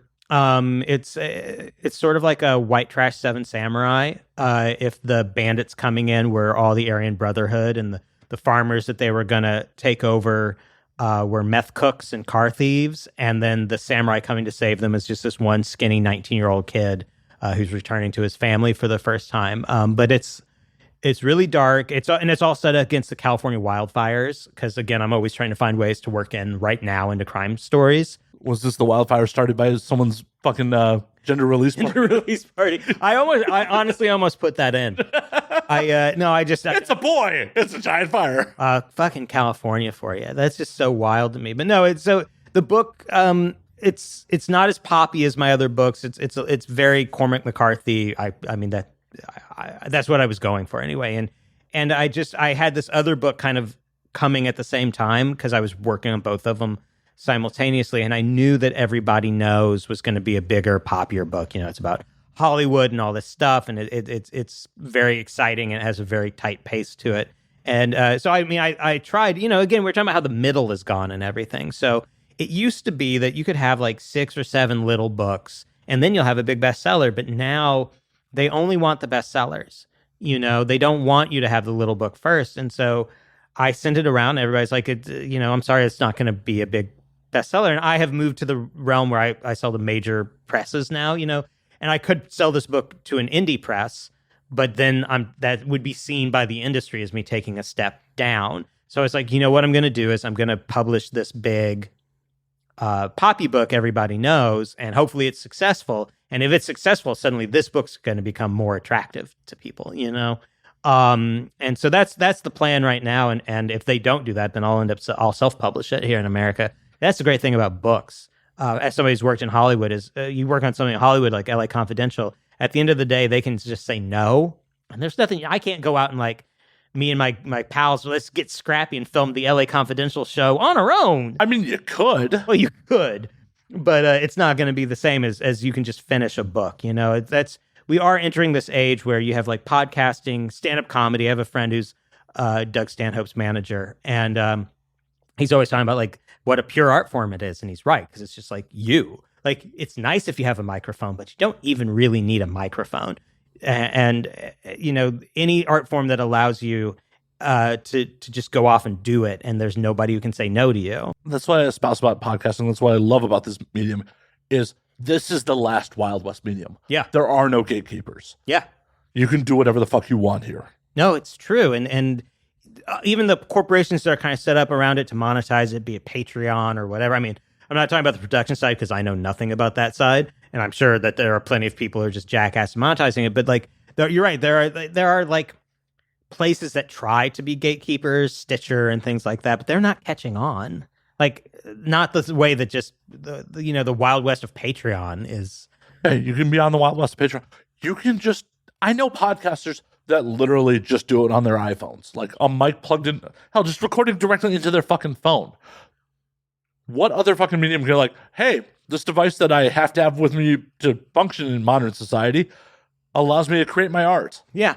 I mean, I have some friends who do a podcast called Agitator that's about Japanese cinema, JDO and Kelby Losak. And they both have like toddlers, and like they can't, like, you can't tell a 2-year-old be quiet, you know? So they don't. They just like feed them whiskey till they go to sleep.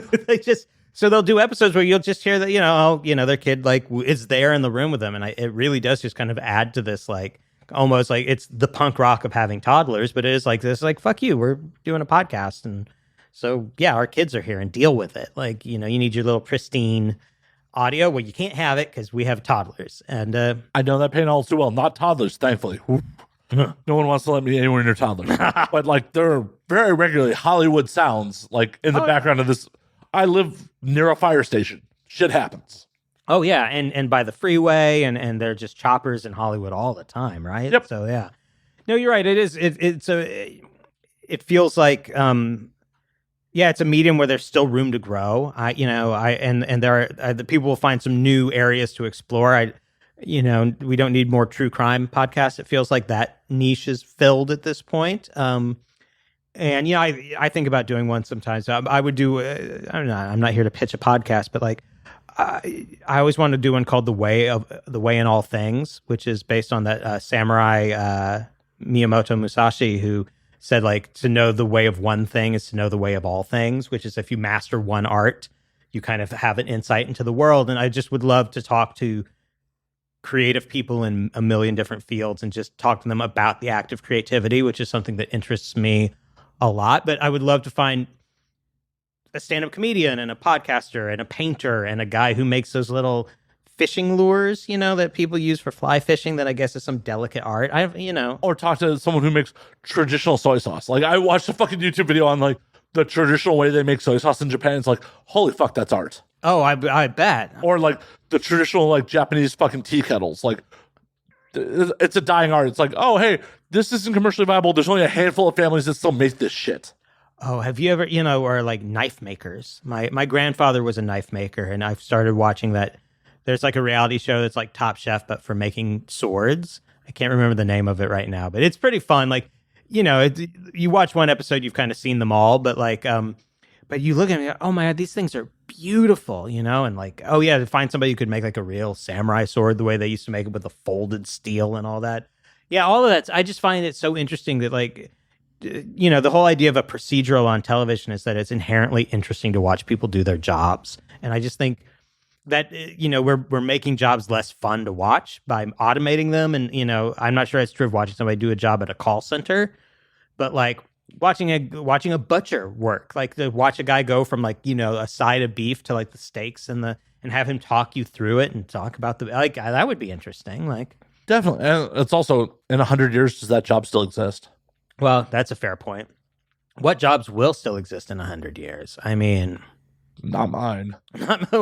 No. I mean, I don't think that an AI can write a book better than a human being can. But for now, but I will, I will take the position of like, I don't think ever, but like, I think what they will be able to do is write the kind of books that are bestsellers close enough to make it worthwhile for the publishers to go, you know what? We don't need authors anymore.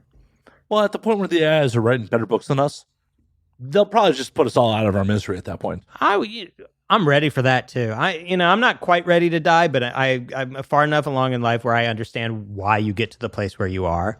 Do you know what I mean? And again, I saw this thing on Reddit the other day. It's so weird to get like a epiphany from Reddit, but it was a baby that had been born, I guess probably through a C-section, obviously through a C-section. It was still in its amniotic sac, so it was still wrapped up in just a little baby. It was asleep, you know what I mean? And then what they do in this situation is they cut open the amniotic sac, and the moment that air hits the baby, it starts crying, right? And so Reddit, obviously somebody's going to say it. They go, hey, would somebody put this in reverse? And so what you had was this crying baby that they put, and it just gets wrapped up in an amniotic sac, and it just goes right to sleep. And if this is goofy, it's goofy, but I was just like, oh yeah, that's all death is. You're just getting put back in. And like, you were cool before, right? So you'll be cool after.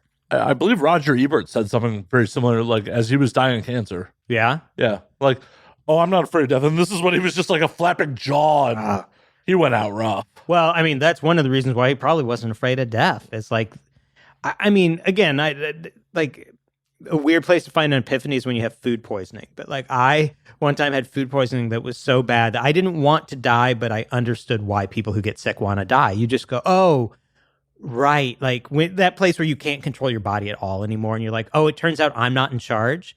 Like I thought I was in charge, but my body's just letting me think that. But the moment that I have food poisoning, it's like, no, I'm in charge. You're puking and shitting at the same time. And you don't get a choice about it. And you're like, I am out of food. Nothing is coming out. And it goes, I don't care. And it just keeps pressing the button. And you go, oh, right. Like you get to a place where I'm sure Roger Ebert was like, it's like, nah, I think death is better than this. But you also just go, it has to be at the end of the day, because if death is really, really bad, then life is a horrible tragedy. So like, I mean, you can't get to pick how things are. You just goes, is that really what you think about life? Or is it just like, people sometimes are tragically cut short, but like if you live a good life, then like. But what constitutes a good life? Well, that's up for everybody to decide. I think probably has a span that is longer than what I've lived. You know, I think you want to make it to your 60s or 70s and not, you know, family as you define it, which does not mean, I have no children. I don't want children. I'm not having any. Neither am I. I had a vasectomy, so. So did I. Hell yeah. So yeah, I mean, talk about that too. That's a crazy thing. Well, you know how they make you come in and get your sperm count first? They didn't do that for me. They didn't do that for Nope. you? They didn't check first to make sure? Nope. Well, they gave me the thing. They're like, they're like, it can't be in the sample jar for more than 20 minutes, right? And so I showed up and I'm like, where do I go? And they're like, what do you mean? I'm like, well, I got to make the sample. They're like, you're supposed to do it at home. And I'm like, well, I live more than 20 minutes from the clinic, so I can't. And they're like, okay. It's not at all like in the movies. In the movies, you always see it. They're like, you know, they have like porn and in a special jerk off room. No, they just put me in some fucking office with people walking by, all of whom know I'm trying to jerk off. It was look, I've been jerking off for a long time now. I'd hope so. Right. And I'm pretty good at it at this point. The way, no, I'm not claiming, you know, I'm not Prince. I'm not saying I'm the Prince of jerking. I'm just saying I'm a journeyman, you know? Well, Prince isn't the Prince of jerking off anymore. He's quite dead. Well, that's true. But I'm just saying, like, that. I'm just saying, but I was like, it was not fun at all. This was like, it was miserable. But then, and the worst part is then you got to walk out and you got to be like, here's my bag of cum, you know, like, and you didn't consent to this either, but like, this is just what's got to go down. Here's my bag of cum. I mean, there's a bag with the jar in it, but still, you know. Yeah, they didn't do any of that for me. Like, I just went and got it done. Yeah. I was talking to the doctor while I was good. I'm like, I probably should have gotten like a test to make sure I've never had a pregnancy scare in my life. I'm like, I probably should have had a fertility test done before I did this, but here we are. So you didn't go all the way under. You did just like a couple of Xanax bars and local. A local and fucking as much nitrous as I could fucking puff. I filmed it. Oh, wow. Doctor let me film it. It's on my YouTube channel. Nice. They put me under for mine, which, I think it could go either way, but like. I was mugging to the camera and making jokes the whole time. Yeah. Yeah. I had to negotiate with the doctor. Like, the audience has definitely heard this, but I had to negotiate with the doctor to let him to film it in the first place. Yeah. Because I didn't run it by him before I showed up. Oh, yeah, you took a risk there. Yeah, it was one of those things where like, I didn't really, like, there was no pre-consultation. I like made the appointment and I showed up and I got it done. That's wild. I went to two doctors because the first doctor I went to was down by MacArthur Park, and he was definitely the waiting room was just full of like people who were getting their prostate checked one more time before they died. You know, like it was just a waiting room for the afterlife. And then like I went in and the doctor was he was ancient and his hands had a shake to them. And I was like, Nope. I think I'm going to, and I felt like this guy probably hadn't done one since they used like cauldering irons or something. It just felt like, it just felt like a bad, so I went to the west side, and that's why I had to drive so far. It's because my guy was in Beverly Hills, but like, yeah, so I did a little shopping before I got mine done. But like, no, you did the the Poppin' Doc. I did. Oh, Sectomy. I 100% did. So I got mine done in Vegas. Wow. I'm sure they just, they like, we'll marry you, we'll divorce you, we'll vasectomy you. The doctor was great, but the reason I did it in Vegas is because we were supposed to, me and a friend were supposed to normalize brosectomies. We were supposed to both get our vasectomies done the same day. High five. He unfortunately did not get his done. Oh, man.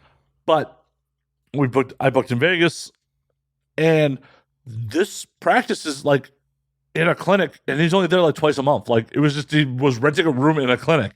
Wow. And first time I met the doctor was the day we got it done. Like, hey doc, do you mind if I film this? He's like, no.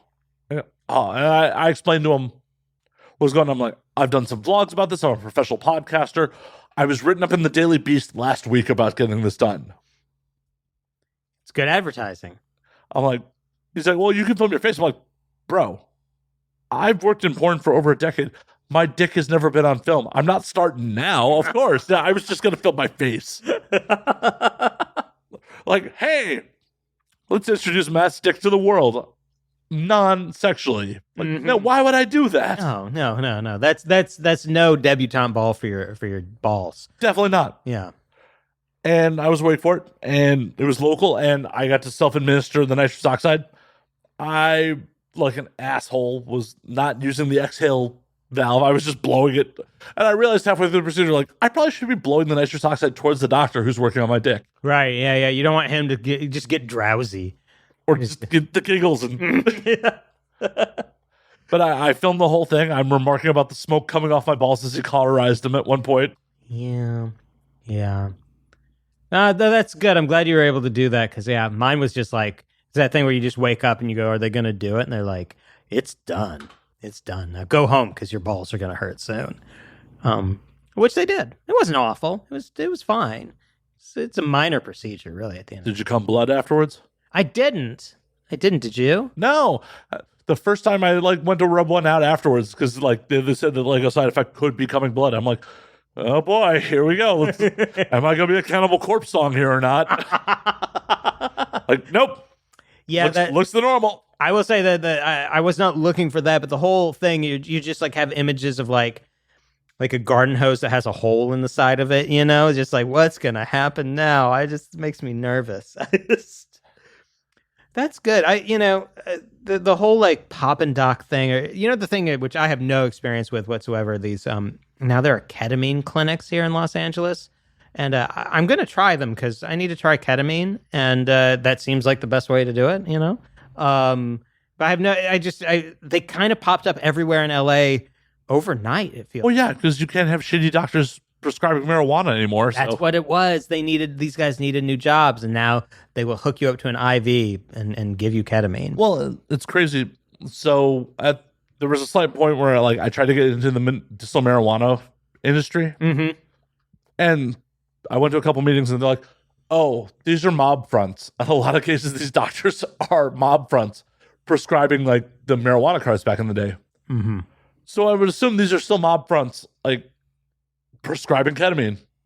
I'm sure you're right. I mean, a lot because I'm so old and lame. I don't have any connections, in that world anymore. And I am again, the way that I want to do ride-alongs and go night crawling. I feel like ketamine feels like the drug of the moment, and I just need to know what it feels like for my books.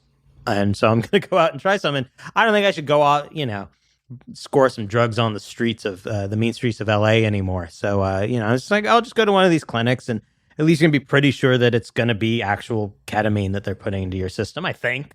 I hope. I don't know. I mean, if someone's got a license, I hope. Yeah. And it's just where I am in life is it seems like an interesting thing to do anyway. And it's the one thing that really got popular since I stopped. What else is new? Drugs seem like they're pretty. It's just all the same stuff anymore. I mean, they're fairly passe. Boy, I've done a lot of mushrooms during the pandemic, though. Have you? Yeah. Yeah, I need to get back into that too. Those are good for you. That's just good for your soul. Exactly. Honestly, between 2020 and now, I have done more mushrooms than I had in the last decade beforehand. Wow. Yeah. I was just the studies coming out about how psilocybin can help, treat depression and all that shit. And I was just like cooped up in my apartment. I'm like, yeah, I could do some mushrooms. Yeah. And I did some mushrooms. My best experiences with mushrooms were always when we didn't think we had enough. I find that, like whenever I do like the Terrence McKenna heroic doses, less of a good time than when you just like, oh man, we were going to split the bag 3 ways, but now we have to split it 4 ways because Matt showed up, and so, oh, we're not going to trip as hard as we want. Those were always my best times with it. And the things where I learned things and stuff, but that's just me. If people can handle the superhero. I just had some bad, like, my college girlfriend, like, telling me she's dead for 3 hours. You know what I mean? Like one of those trips where you're like, it seems like a really easy argument to win. But it's not. It's not. She's like, I'm dead. No, you're not. Yes, I am. No, I don't think, but you're on mushrooms too. So the argument goes south really quickly. And it's just very hard to win. I mean, you just eat around and be like, your pussy tastes alive. There you go. But then, you start doing it. She's like, you're like necromantic in her eyes. And now it's like, oh God, it turns out you're a necrophiliac. And well, she shouldn't kink shame. That's interesting. That is the last frontier of kink shaming right there. is necrophilia. That is the one thing where it's really not going to get a lot of people like, hey man, don't yuck somebody's yum.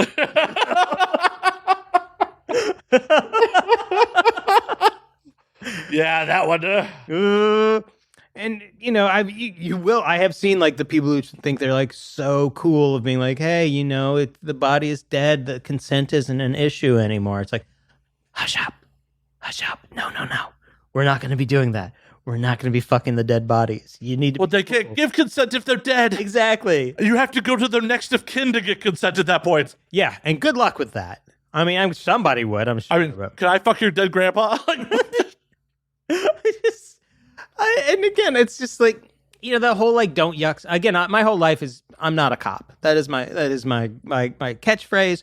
That doesn't mean that you're not allowed to occasionally cock an eyebrow at somebody's behavior. And I'm not stopping you, but I'm allowed to be like, And again, like a lot of like kink shaming talk, sometimes it's like if somebody says, ooh, I love to get pegged, and you go to them and you say, that's disgusting. That's kink shaming and you should not do that. But like but you're allowed to, in the privacy of your own home, go, ooh, that's gross, which is not my opinion. I'm like, go for it. That's awesome. But like, you know what I mean? Like sometimes we've become such cops about people being, you go around the bend of like, it just, it's not even really about kink shame. I'm just really thinking about on the internet when you like criticize Marvel movies or something and people go like, don't yuck somebody's yum. And it's like, well, my yum is fucking pissing on those bad movies. So,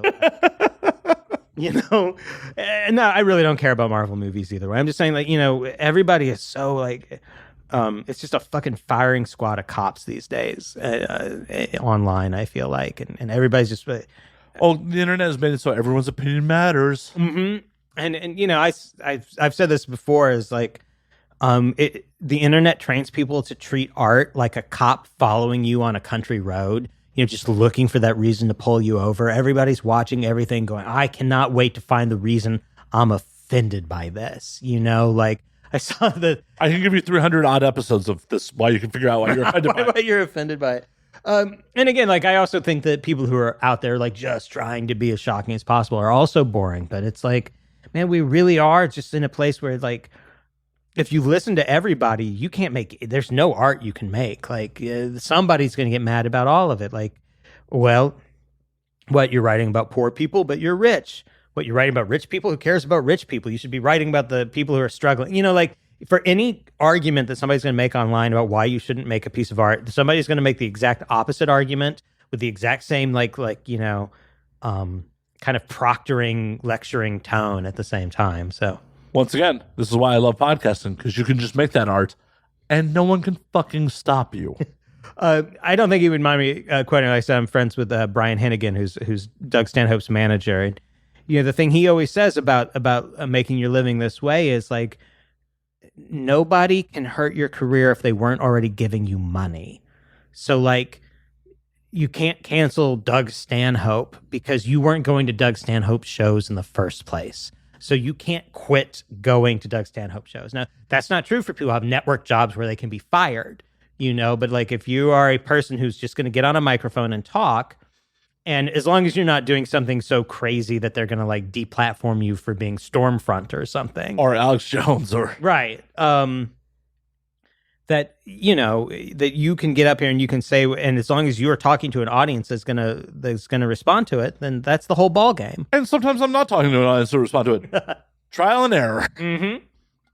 Well, yeah. I mean, the other great thing about what you do these podcasts is, like it takes me 2 years to write a book. It takes me 2 years. So if I misjudge the audience, well, I'm fucked because I just took 2 years to write a book that didn't sell, and now the publishing industry is going to hold that against me. But you can just keep going and building and changing and seeing what works, and you're always testing, and you're always... Oftentimes I do things that I know may not work. Like, at the end of the day, my audience often does not really dig episodes that I enjoy doing. Yeah. Like, I've had musicians on that, like, I was totally geeked out about having on. My audience gave 0 fucks. But guess what? Sometimes I got to do them just for me. I understand. Well, I hope that, your audience is thrilled and overjoyed to have the podcasting stylings of me here today. I hope so too. Shit. It's, I don't know, how many, have you had a lot of authors on? Or A fair amount. Every one of them gives me shit about being illiterate. What? I don't know how to read. You don't know? Well, why would you? Elijah. Yeah. I know how to read that one. You've just learned to sound that out through the you got to know what to ask for at the liquor store. So no, I just point. You just point. Yeah. Like, I live in modern technology. I took a picture of it once. I'd go up to the counter. I pointed the picture. Right. No, it's got to be really hard to be illiterate. I was about to say, I wonder if it's easier, but I'm sure it's actually a lot harder. Depends if you're rich or not. Well, okay. Also, fair point. I mean, we were talking about like these celebrities and stuff, like the books I'm writing right now. And one thing you start to realize is that after a certain period of time, the question of like whether or not a celebrity is sane becomes sort of a meaningless question. Because what do you mean by sane? Do you mean like could go out in the real world and operate?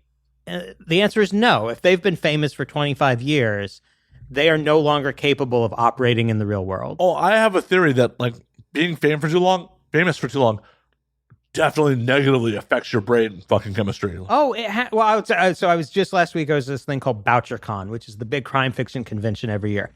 And I am not famous, but for like 4 days a year, I go to a place where I am like semi-famous, like where people will actually go like, that's Jordan Harper. Not everybody. I'm not like the big belle of the ball. I mean, there are big name people there, but having that for 1 week out of the year and then going back to their regular life, I think that's as famous as anybody should ever be, because it just feels really good for a week. And then you immediately go back to your life. And again, I'm not even there. It's not like screaming throngs or something. It's just like, that is the place where there are people there who know who I am. And that feels good. But like, I think when you talk about the life of an A-list celebrity, it sounds like fucking hell to me. Like hell. Well, you also add in the fact that like your whole solar system is people whose livelihood depends on keeping you happy. Yeah. Yes. And so you live these like completely like zipless lives of you just like float through things and you think that starting the other day, like Sean Penn, who's an amazing actor, has published at least 2 and I think maybe more novels, and they are like fucking dog shit. I mean, they're like fucking dog shit. But I'm sure his name is bigger than the title. That's right. And that people will post them, and it's because he has got to a place where he doesn't have enough people around him to be like, not this one, Sean, get back on stage. You punch Madonna a couple times and you make headlines. Well, also that. Allegedly. I think those are pretty well established at this point. I don't know. I'm not looking to get sued by Sean Penn. I'll lose just because I can't continue the fucking court hearing. No, that's true. And that's why, when we're talking about this new book, that I'm very like, oh, maybe I could say allegedly and name somebody, but you know what? I'm just going to not do that. Like, I'm not a lawyer, and I don't want to talk to a lawyer about the lawsuit that's coming because I did something. It's just like, I'm waiting for that day for myself. Oh, well, I mean, because you're just you libeling back and forth. You just like... I try not to. I say allegedly a lot. Yeah. Well, you just never know anymore. Like, they'll sue you in England. That's when you're fucked, is when they sue you in England because they have different libel laws there. I know a barrister. Mm. I know a barrister. He mostly does trademark law, but maybe he knows a guy. Well, maybe he knows a guy, and so you're okay. But their libel laws aren't as difficult to prove libel as ours are. That's why they're always doing those lawsuits over there. I mean, at the end of the day, what are you going to sue me for? My shotgun? Yeah, that's true. That's true. But boy, it's just better not to go down that road. At the end of the day, I agree. Though, honestly, if an A-lister sued me, the publicity could help the show. Yeah, well, there is that, and that again, that's something to keep in mind with the book. Is like, no publicity is bad publicity. No publicity is bad publicity. Just let this happen. My Twitter profile, I might have to be one of those people who hire somebody else to be on my Twitter. You know what I mean? Like, I think that might come someday, but other than that, it's like, just no publicity is bad publicity. Just keep going. Just keep. I mean, if someone sued me at this point, I could just look at it as my marketing budget. Yeah, there you go. And you're ka-ching, right? I mean, I think that's true a lot of the time. How many books or movies, and you see it with, like, even if a movie's made with good intentions, like, you just have to know, and I want to be clear, I don't give a shit that there's a black Little Mermaid. Like, I don't care. Like, cool, whatever. If that makes somebody happy, that's like a big thing now. Like, everybody's super angry because they fucking love the Little Mermaid so much they can't believe that you would make a mermaid black, which is just like. But I like, clamshell redheads as much as the next guy, but like, who gives a fuck? I'm more upset than Disney's continuing to make live action remakes. That's the truth of it. It's like, can we talk about the fact that the movie probably sucks? But like, why? Why is there unnecessary remakes of The Lion King, The Little Mermaid? Like, the animation was fine. Just re-release this fucking special edition, Disney. You don't have to spend the budget to fucking make live action versions of this shit. But you start to realize that there's like kind of this like kayfabe relationship going on between publicity people and again and the people who get angry, and then the people who get angry get retweeted by the people who are angry that they're angry, and it's just this huge loop of everybody's angry at everybody, and it's like a helicopter spinning around and they all take off, and it's like, oh, this actually benefits. They both sides benefit each other. Like they are both secretly grateful for the other because it lets them have something to. Oh no! If people weren't upset about, like, I wouldn't put it past Disney if, like, we're gonna cast a black Little Mermaid just to piss people off, just to get the free press. Well, again, I don't have a problem with it. I like that there's a black mermaid, but like, I mean, I'm completely agnostic. I don't care. Yeah, I don't care. But the thing is like, nothing that Disney Corporation does is out of altruism. Like, literally nothing they do. No. And if they do something that appears good, it's because they want to appear good, and not because they are good. They are not capable. Disney it's a little, like, corporations are literally the closest thing we have to demons.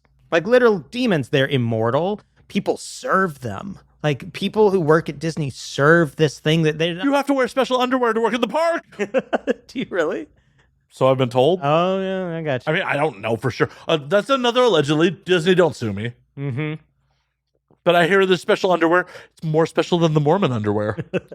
Well, and, that's the thing that, again, I was saying, like, I don't want credit for writing a book, or I don't want to act like a hero. Like, if somebody's getting rich, it's not actually social justice. Like, if somebody somewhere is making money, it's making money. That's all it is. And if you want to do good in this world, you don't get rich doing it. And if you're getting rich, then you're not really doing good. I just feel that very strongly. It's like, and again, that puts me in the camp of I have chosen getting rich, or I'm not rich, but like you bought property in LA, sir. All right, fair point.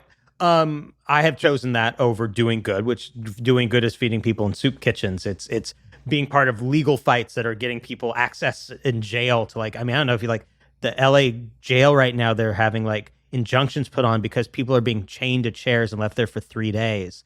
And like, so there are people leading legal fights against that. That's doing good.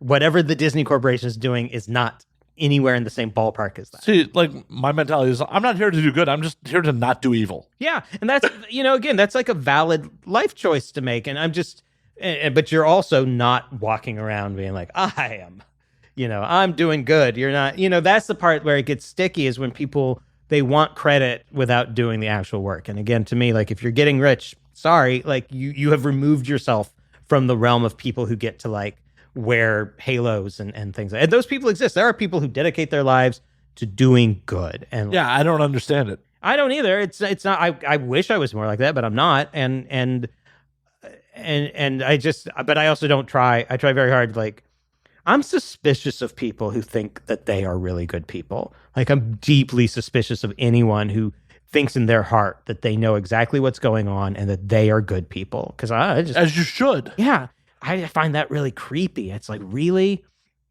I even like. I mean, talk about, because also, like, if you're like, I'm really good, like, what morally makes you better than anyone else, motherfucker? Like, how do you put yourself on a pedestal where you're good? It's questionable. It's all questionable. No, I agree. And I just, to me, people who I have met who I think are doing good tend to be really hard on themselves. And I think it's something else that's driving them that might actually not be psychologically healthy a lot of the times, because they're making all these sacrifices instead of living the life they have to live. But like somebody who's just, and you see, again, like, that's another way that the internet is poisonous. It encourages people to present themselves of having the answers. Well, the internet is all about virtue signaling. Mm-hmm. Like, oh, I'm holier than that. Like, no, you're just trying to get more likes. Yeah, and you get into a really weird twist of it, of like, also a lot of people who present themselves as like, who like say, oh, you're virtue signaling, not me, can also be a form of virtue signaling. Not what you were just saying, but you know what I mean? Yeah. Like online people who are like, because you're also like, people are like cynically like, oh, I don't care about that stuff. It's like, yeah, but you think that's cool, and you're also virtue signaling. And I don't know, man. It just took me a really long time, and this is really banal, but it took me a really long time to not try and be a person online. You know what I mean? Like, Twitter is not a place to be a human being. You're at a party with literally everybody else on Earth. Like, that's not a place to be yourself. Like, that's a place to pick the image that you want to put forward, and not in a psychopathic way. It's just like, if you were at a party where all the old folks were at, and all of your bosses were at, and everybody is at that party, it's not a great place to just say, this is me. Podcasts are a great place to be completely yourself. Do you know what I mean? Depends on who you are. Well, yeah. Also, you have to live and die by the fact that, if you're an asshole, you're an asshole. If you suck, you suck. But but you know what I mean? Like, Twitter, but this is still the image you are presenting to the general public. This is still on the internet forever. So this potentially should still be curated. Maybe not to the degree social media is curated, but this still should potentially be curated. I'm really bad at that time. Well, no, and that's a fair point. You have to remember that part. But I just feel like, there are things where I would try and be real on Twitter, and like, and just no, actually what people want from me on Twitter, from judging by likes, is talking about books and movies I like, talking about my work. I still tweet or retweet a lot about the sheriff's department because I'm obsessed with sheriff's gangs, and alleged sheriff's gangs don't come for me. Yeah. And the LAPD, and just, policing in general, but I try to be a lot less political. I definitely, during the pandemic, at some point, got where I think a lot of my friends probably muted me because I got very into politics and very into tweeting and talking about politics, which there's nothing wrong with that. But again, that's where, like, do I really have a lot of people who follow me on Twitter because they want to hear me talk about politics? And also, do I think I'm winning people over? And the answer to that last one, I know, is no, I'm not. And like, again, if I do have one little thing where I like 90% fun, entertaining content, and then 10% trying to make people aware of just how bad the policing in Los Angeles is, maybe I can do a little something. But like, does anyone win anyone over on Twitter? Does anyone follow anyone that they don't always already agree with? Well, they only to dunk on. Right, but you're not winning those people over no, either. But like, yeah, no, not at all. And that's where you see how awful the system. It's literally in the real world. If you see a turd on the street, you don't pick it up and show it to all your friends. Maybe you do. I'm not kink shaming, but I don't get sexually aroused by that. I do it for the lulz. For the lulz. I'm not lol shaming. But my point is, like, but Twitter is all based on the idea that, oh my God, look at this awful, horrible turd I found. Everybody look at this turd. And you think by the fact that you're dunking on somebody you disagree with, you're somehow owning them, but all you're doing is spreading their message around. And I do it too. Like we all, like, I'm not claiming to be perfect. I'm just like, it's something I try and be really aware of. It's like, why are you trying to amplify things you think suck? Like maybe, just try and amplify things that you like, because doesn't that just make more sense? Like, people get the likes from dunking on people. Oh, yeah. And then the dopamine hits from like, oh, I got a bunch of likes, I got new follows for this negative interaction. My positive interactions don't get nearly that much fucking traction. Well, I guess I'll just keep doing this negative shit. Well, no, and that's where I think that Twitter is very much built on this model of how it's built on this model of everybody's at the same party, right? And these people should not all be at the same party together. And so you're right, like, again, on a normal platform where like the way message boards used to be, where, I mean, people would still argue on the old message boards, but hey, we're all here to talk about weightlifting. We're all here to talk about skateboarding. We're all here to talk about Star Trek.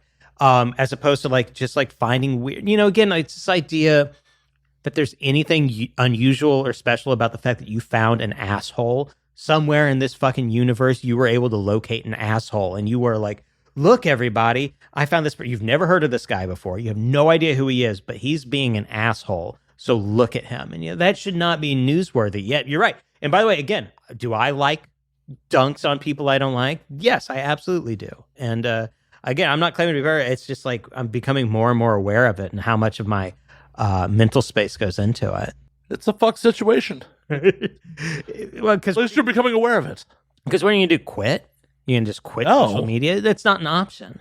Not in our line of work. No, it really, I mean, because along with all the bullshit, I also, I follow a bunch of reporters from the LA Times, and I follow a bunch of people who like, feed stories that I click on and go, oh my God, this has to go into my next book. Oh my God, I need to know what people are talking about. I just need to know what the basic vibe is. Like, you need to know what the vibe is. And so all you can do is be aware of it and try and like titrate it a little. I find, like I said, I do my writing first thing in the morning. And one of the reasons I started doing that during the pandemic was I learned the moment I opened Twitter up, I was basically done being super creative for the day. And I really think it's just because you're inviting a fucking parade of cops into your head. Like, because I mean that very like writing is a lot about taking the cop inside your head and knocking him out for a little while. So you can just write stuff without that voice in your head going, that sucks, that's stupid, that's not original. Like that kind of like imposter syndrome stuff we were talking about.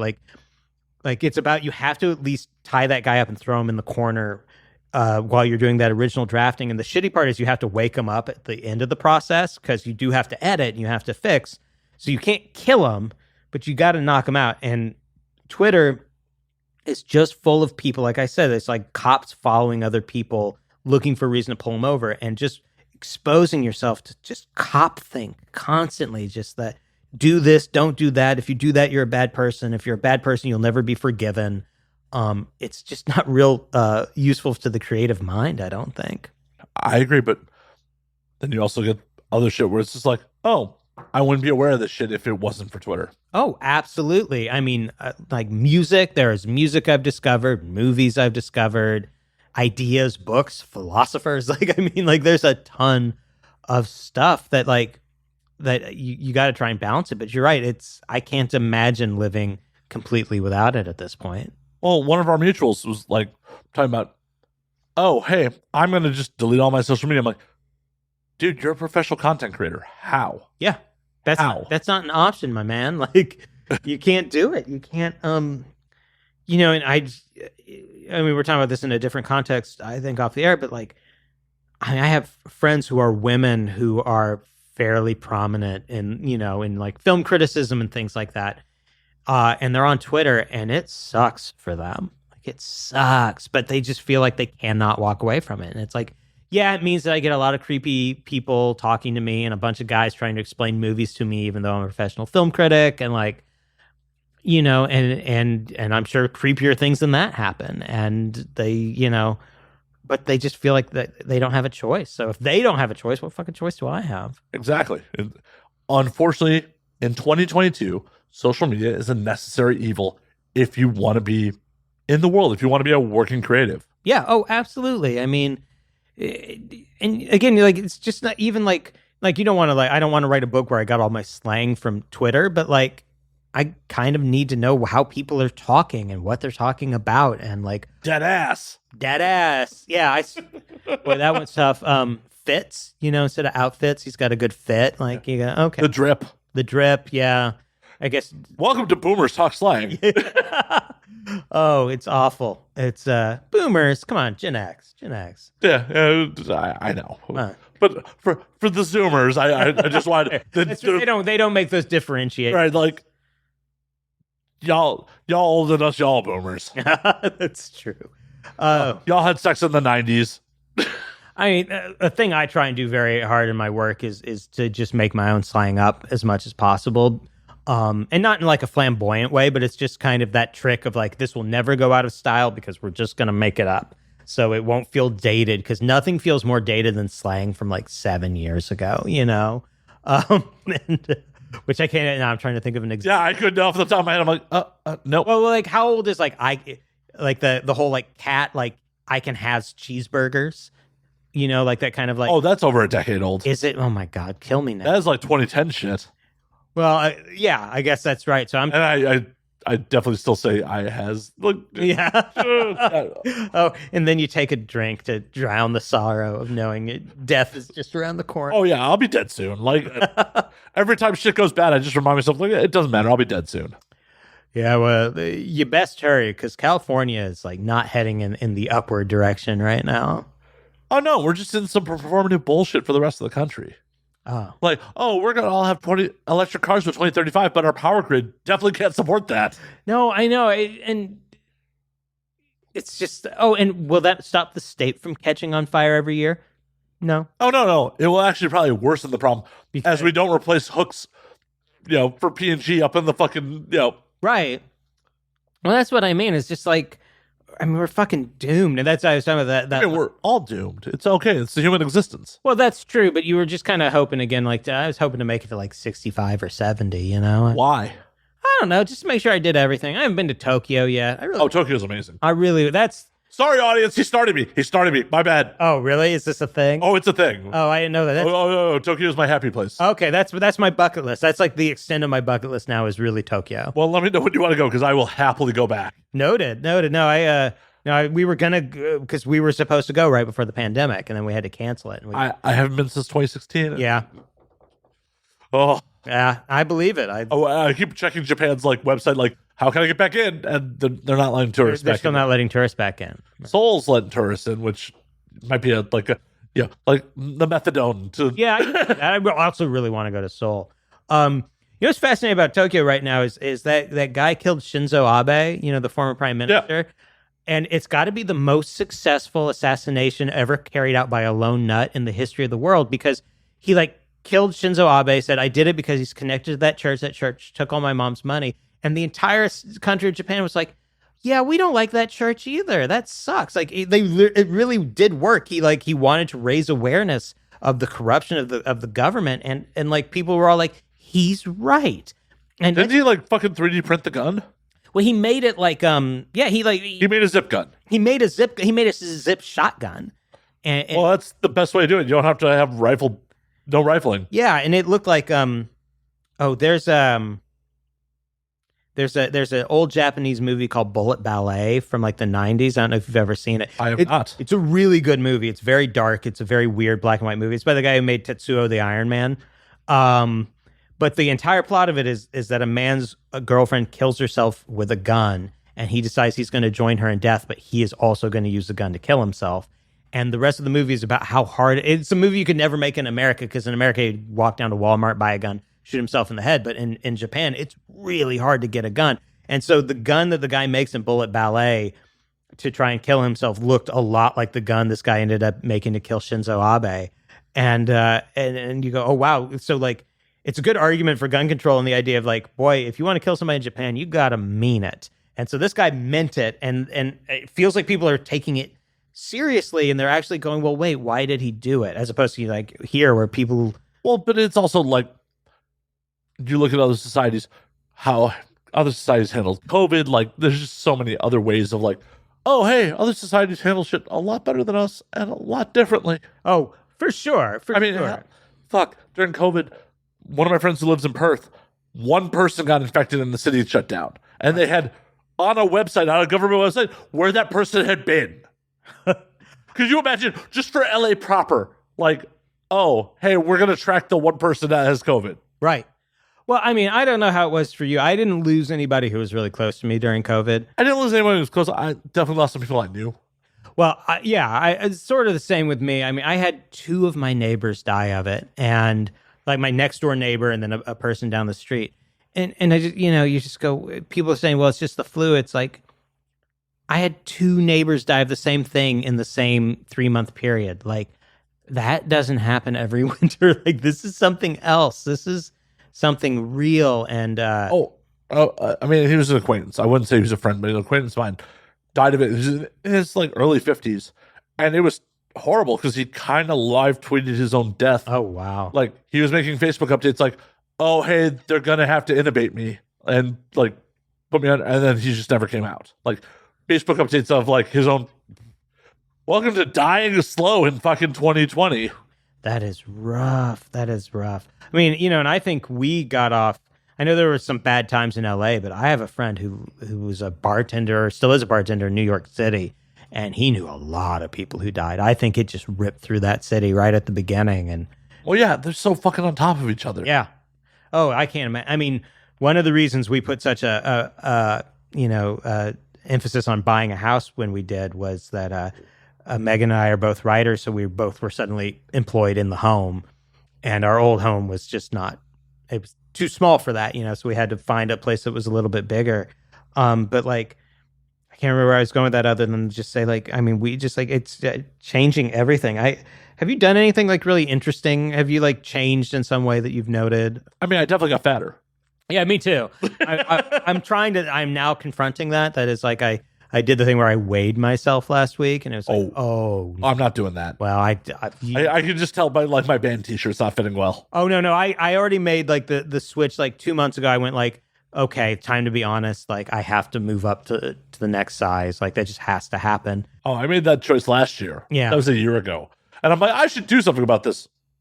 But I think we're entering into an era now where we can kind of find something new. Like, I just started getting tattoos for the first time in my life in my mid-40s, and I got my first tattoo and went like, oh, fuck, I'm going to like get a bunch. Which I know there are some people who would be like, oh, that's lame, or like that's like midlife crisis shit, but like, I don't care. Like, if it makes you happy, who cares? Yeah, exactly. And it's just like, what are you, a fucking cop? Like, what do you care?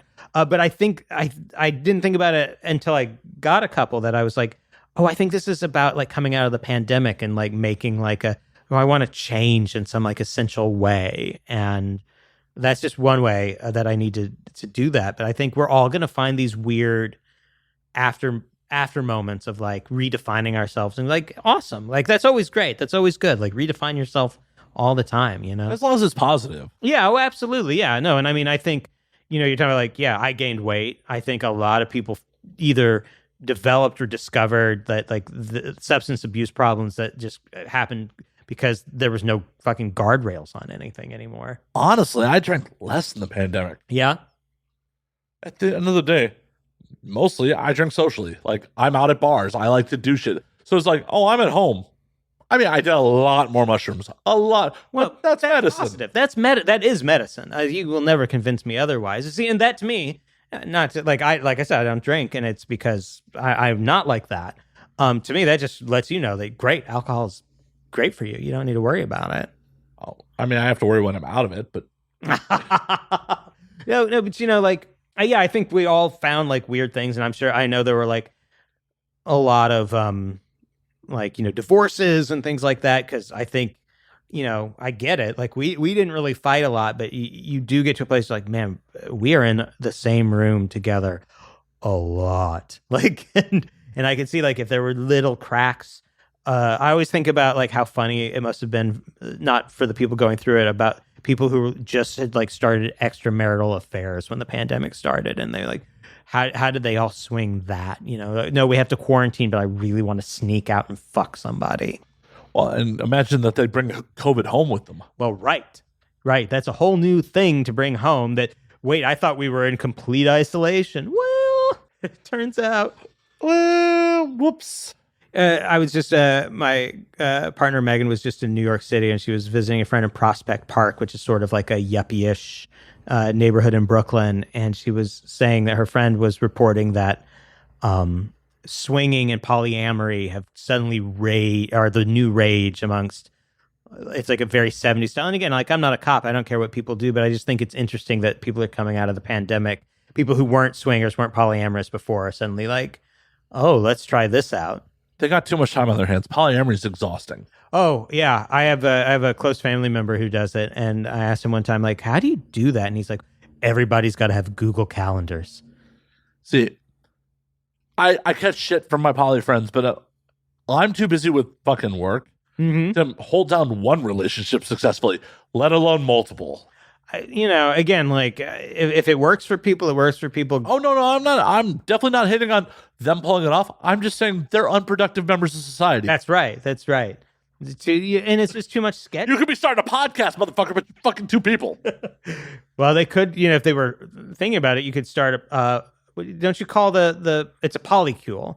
So, right, that's when you have that's your polycule. You could do your polycule polypod. Polypod? That must exist. That has to exist. Yeah, I didn't just come. I'm not going to even Google that. No, that has to point. exist. There has to be a bunch of them. And it's, again, go with God. The one thing I never, and again, like, this is just my own personality, but like the whole like 70s key party thing where you put your keys in and it's just random. That just seems like, that just doesn't seem good to me. Like, really, you're just going to, like, are you sure you want to fuck every single person in this party? Like, because you might draw that person's key. Live a little. Fair point. I mean, what's the worst thing going to happen? You spend 20 minutes with them? You hopefully both have an orgasm. You fucking shake hands, say good game, and go about your life. Well, okay, when you put it like that, it just shows that I am carrying around a little prudishness that I need to expend from myself. But like, have you never hooked up with someone just like that you barely knew their fucking name? You know what? Honestly, no, I never have. It never really. I never had like that game. I just was. I never. I've never had a one night stand in my life. Oh my God, you should be doing that instead of tattoos. I don't think Megan's going to sign off on that, but have you asked her? No, and again, like, you're just making assumptions and putting your own prejudices on your relationship. Well, no, you should fucking ask. No, the worst she could say is no.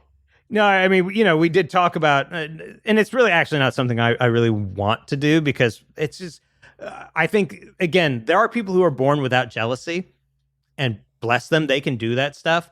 But I think there are people who get into that stuff who want to make jealousy not exist in themselves. Do you know what I mean? Like, and you can, well, jealousy is just an emotion. It's like, yeah, well, emotions are real. You know what I mean? And I know myself well enough to know that I have that, and I think I know Megan well enough to know that she does too. That, like, it's just not, again, it works for some people, but yeah, but all you have to do is be like, yo, would you be upset if I got a massage? Mm-hmm. This is physical pleasure brought on by a stranger. Uh-huh. Oh, I see. So you're going to use like the boiling frog method of getting into an open relationship. I'm not saying you get an open relationship. I just say you go get some strange with your partner's approval. Uh-huh. Well, that's not a relationship. No, okay. Well, it's an orgasm. Our relationship would be open. Open to orgasms, not polyamory. It's the emotional labor. Right, the emotional, like, so, as my audience is well aware, I often date members of the adult entertainment industry. Mm-hmm. You have to be able to differentiate between physical acts and emotional acts. There's a huge fucking difference there. Oh, yeah, no, I there are, but don't you also think that, like, everybody's built different? Yeah, but I didn't fall out of my mother's womb like this. This took time and experience to get to this point. But there had to at least be a part of you that wanted to get to that place. Not necessarily. It just happened. It was one of those things where, like, I was dating someone who was a performer. I liked them, and I critically thought about the situation. Yeah. And went, well, is this a deal breaker for me? It's not. And this is why. It's not a deal breaker because they're not emotionally involved with these people they're having sex with. Right. Sex in the grand scheme of things is fairly fucking meaningless. Though you've never had a one-night stand, have you ever had partners you can't fucking remember their name? Oh, yeah, for sure. Exactly. So in the grand scheme of things, why the fuck does it matter? Yeah. No, you're right. That's interesting. And so, was there a point you don't? It's not that you seek out people who are in the industry. It's just that this is where you spend your time, or do you seek out people in the industry? No, it's where I spend my time because, believe it or not, as someone who's never had sex on film, who has never had the desire to have sex on film, I get discriminated against by people who are outside the industry. Right. Just because of my involvement. Mm-hmm. Because of prejudice, drinking, and jealousy and shit like that. Mm-hmm. I've definitely, like, made plans to go out on dates with people and be like, oh, you work in porn? Nah, I'm cool. People still have the stigma in 2022 about that shit in their head. So Right. I end up, dating, for the most part, with people that are open-minded or people that are working in the industry.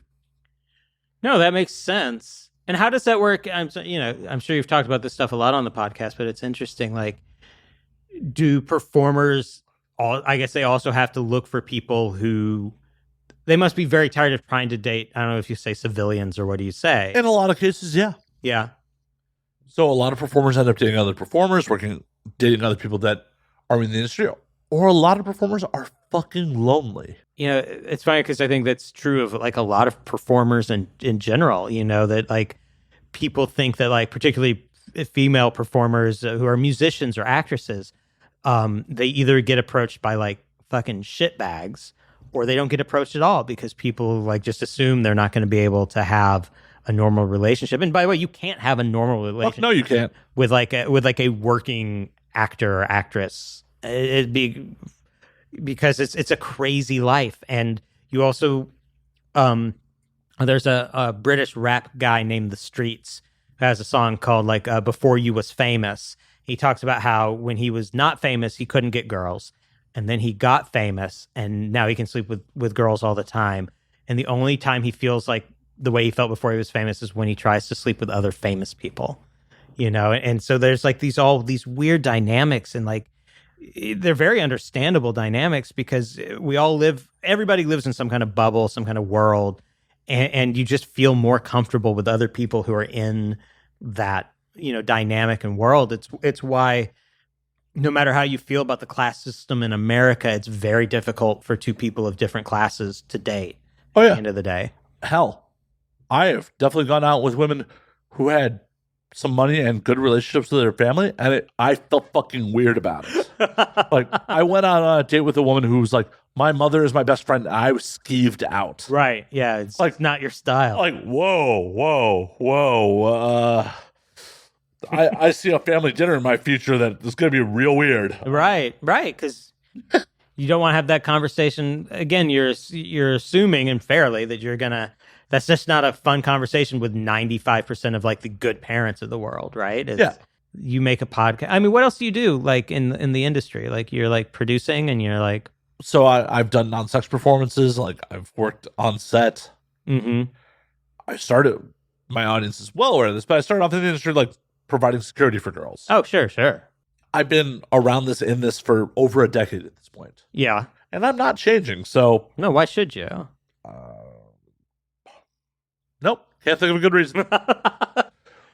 I got pretty far down the road before I realized like that not only do I have a type, but as far as like the real relationships in my life, I have never deviated from it. And it's not a physical type at all. And that's why it took me so long to notice that every single like serious relationship in my life was with a very, very creative, very, very ambitious girl. And not ambitious for money, but like was creative and wanted to do something with it. So it's like all of my exes are like graphic designers or musicians or artists or writers, like all of them. And it's just like, I don't know what that is because I'm those things. And so it might just be narcissistic at the end of the day, but like, I don't know. And it's weird to look back and go like, oh, total fucking pattern. You know what I mean? I wish I had such a clear-cut pattern. I really do. Because like looking back at it, it's all a shit show. Yeah. Honestly, my most successful relationships are the ones that I started off by not giving a fuck about. Yeah. And that's fucked. like, hey, my most successful relationships, my most successful relationship, I was annoyed with her. Mm-hmm. Like when it started off like, oh, she's hot, but she's kind of annoying. And like stuck it out, and then all of a sudden, like, I had fucking feelings. Like, that's not healthy. That's not healthy at all. You stuck it out for the hot. Yeah. Yeah. Yeah. Hey, human being, man. That's not that weird. It's a bad thing. It's should take some self-examination. Like, oh, hey, why did you stick out? I mean, eventually I grew to fucking love her, and like she treated me well for a minute there. But like, why did I stick out with someone who like I was attracted to and I was annoyed with? Mm-hmm. And like, as an older man, oh, my tolerance for fucking doing things I don't want to do is zero. Like, like, oh, you want to go to a show that like some band that I will fucking hate? Have fun. I'll catch up with you later. Also, you know, like I was talking. I have a friend named Krista Faust, who's a crime fiction writer who was in her day. She was a dominatrix and worked in the industry.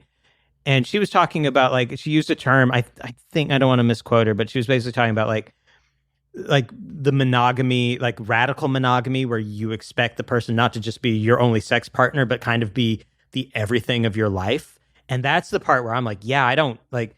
Megan and I, like, we don't watch the same TV shows. We don't watch the same movies. We go on vacations together, but we also go on vacations apart. You know, like people who don't do that, like people who will be like, oh, I want to watch that, but, you know, she doesn't. So I haven't watched it. I'm like, that's like, what are you doing? Like, I wholeheartely agree. Like, but people that like all of a sudden they're in a relationship and like, oh, you two are attached to the hip the whole time. Like, whew, that's fucked. I ideally want someone who's going to be like a +1, not like part of me. yeah. Like I want someone who's going to compliment me, who has their own fucking life, has their own fucking friends, doesn't just want to glom on to what I'm going to fucking do at all fucking times, or expects me to glom on to what the fuck they're doing at all times. Like, let's do some shit together, but let's do some shit apart. Well, you know, like people are in trouble. You can see it when a couple breaks up and one of them suddenly doesn't have any friends anymore because they didn't, you know, they had the couple's friends, and I feel like couple friends always all break the same direction, you know, and it's probably the person who was the person who was glommed onto, and so it's like, no, these people were my friends first, so they're going to remain my friends, and so you're fucked, and yeah, all that stuff is just I don't like God, live your life, like go out and just, yeah, go to the movies by yourself. Like, there's nothing wrong with it. Right. And as your partner, don't be toxic and be like, what are you doing stuff without me? Like, no, encourage your partner to do shit without you. Yeah. Oh, yeah. And I mean it. Like, just like take vacations. Like, again, if you're going to Tokyo, go together. Unless one of you really doesn't want to go to Tokyo, but that's weird. Well, like, yeah. break up with that person. Yeah. But like, you know. Though doing Tokyo as a boys trip is a lot of fun. I could see that. I just want I don't want to go a guy's trip. I want to go on a fat guy's trip. That's how I want to go to Tokyo. No. I could definitely take you on the fat guy's trip. I know a amazing teppanyaki place in Roppongi that fucking does Kobe sashimi. Ooh. Like, ooh, that sounds good. Oh, it was fucking amazing. Yeah, they say now that like that Tokyo is now we're talking about Tokyo is the #1 pizza city in the world. That that there's this huge movement in Tokyo now, and they make like traditional Napoli style pies, but like they're importing ovens and they're all getting certified by that thing in Napoli that does it, and it's like, but they're you know they have that Japanese focus on food that the Japanese food people have, and so they're just like, no, we're just doing it better than Napoli does now. That is like one of the things that I love about the Japanese people is like they take a thing. And then they become obsessed about it. And then they try to do it better than the people that originated it. Like, Japanese whiskey is Scotch. Yeah. And they're just like, nah, fuck you, Scotland. We're going to blow you out of the fucking water about it. Public transportation, best in the world. Yeah. They're just like, there are no half measures in Japan. They're just like, no. We're going to do this the best. Tokyo was the first place I went to and like, oh, motherfucker, America is not #1. America is #1 in marketing. Uh-huh. Yeah. The Tokyo public transportation system, their subway system, is the largest in the world. Oh, yeah. Infinitely easier to get around than New York City. Because every fucking station has a letter and number designation. So you go into like X station, it's like, this is H5 and M15. This is the 15th stop on the M line, the 6th stop on the H line. Right. And when you get on the platform, it goes, numbers go up this way, numbers go down that way. And all to get anywhere, you just find where it fucking corresponds. And then if you have to change platforms in the goddamn station, there's a sign that says how many meters you have to walk to the next platform. Wow. Like, holy fuck. I do not speak the fucking language. Zero fear of getting lost. Wow. Noted. Yeah, I really want to go. I'm really, like you said, I'm just waiting for them to lift the rules and get on the program with America and say the pandemic's over. And it is the ultimate work hard, play hard culture. Yeah. Because you go to a bar at 5 o'clock, it is, as far as the eye can see, fucking people in business attire fucking throwing down. I've heard, I've heard about that. They just that rampant alcohol, like just puke in the streets culture. That oh yeah, no, there's a fucking coffee table book of passed out Japanese businessmen on Tokyo streets. It's amazing. I personally, sorry audience, I know you've heard this, blacked out drunk at Shibuya Station, like slept in a planter for hours unmolested. They respect. Yeah. You gotta take a nap. You gotta take a nap. In America, I would have woke up with no shoes and no money, no phone, like completely unmolested. Oh, that's awesome! No, I can't wait. I'm really excited to go, and I can't think. There's no place else. The best place I've ever been, because I've never been there, is Bangkok.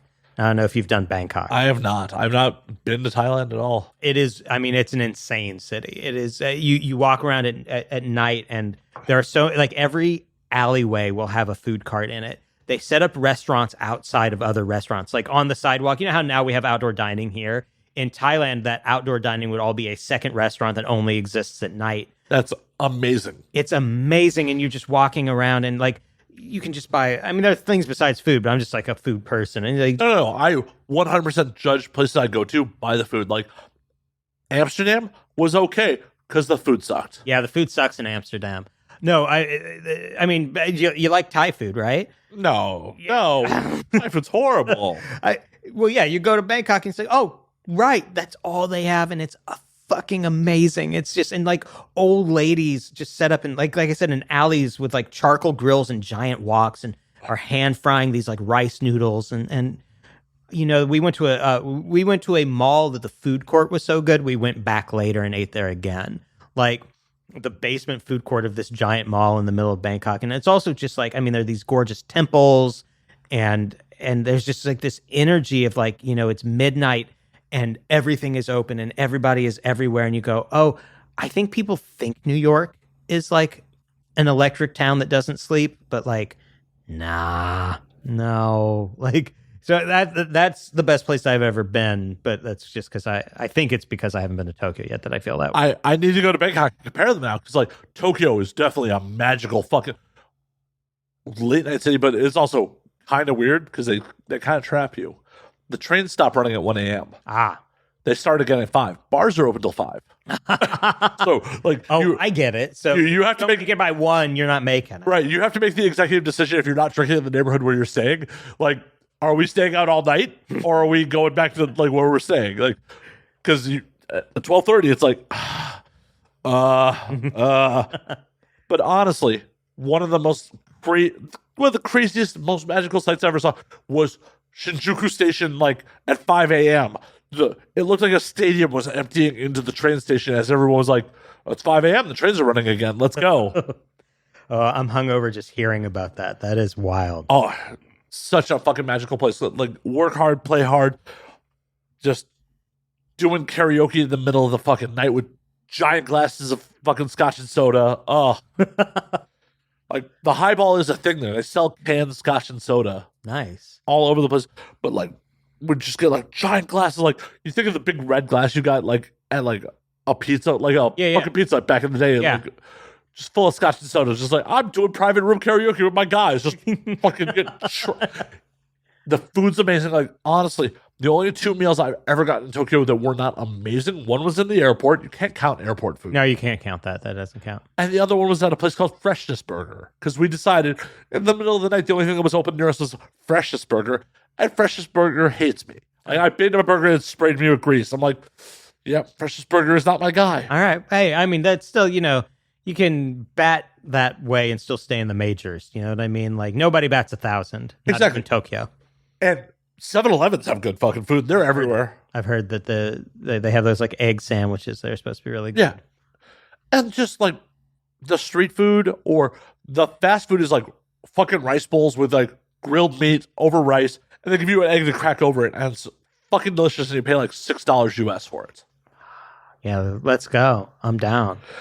Oh, give me the opportunity. I will go back in a second. I will go get weird there. Like, you may have to carry me out of places. Like, I just want, like I have a book, like my book's been published in Japan, and I want to go to the Japanese publisher. That's cool. Like, oh, you want to go to Tower Records? oh yeah, 'Cause Tower Records is still a thing there. yes, I do. I do want to go. The Tower Records in Shibuya is actually a tower, Ooh, that's cool. and they have fucking books in there. Like, I picked up Robert Dean, our homie Robert Dean, who introduced us. I picked him up a Japanese copy of Ginsberg's Howl or some shit. Like, Very cool. like there was just on sale in Tower fucking Records. Like, what? Okay, fucking Ginsberg in fucking Tower Records? Sure, why not? No, that's super fucking cool. I'd love to go to a movie there because I love, first of all, I love Japanese movies. But also I just want to see like what do they got in the have you ever seen the movie Tom Popo? I have not. Oh my god. Okay. Tom Popo, Tampopo. It's made in the 90s, and it's a Japanese movie about a woman who inherits her husband's ramen place and is not good at making ramen, and this like mysterious stranger comes in. It's sort of like making fun of Westerns a little bit, and he comes in and he decides he's going to help her create the greatest ramen restaurant in all of Tokyo.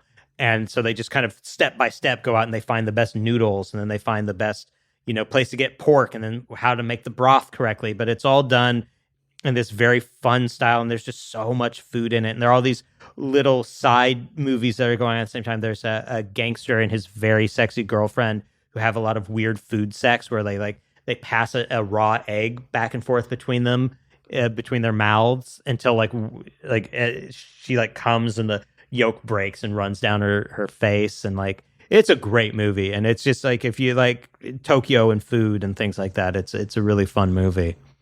I will definitely check it out. But yeah, Tokyo, the food. Oh, the food is so good. I still, I feel like we live in the best food city in America.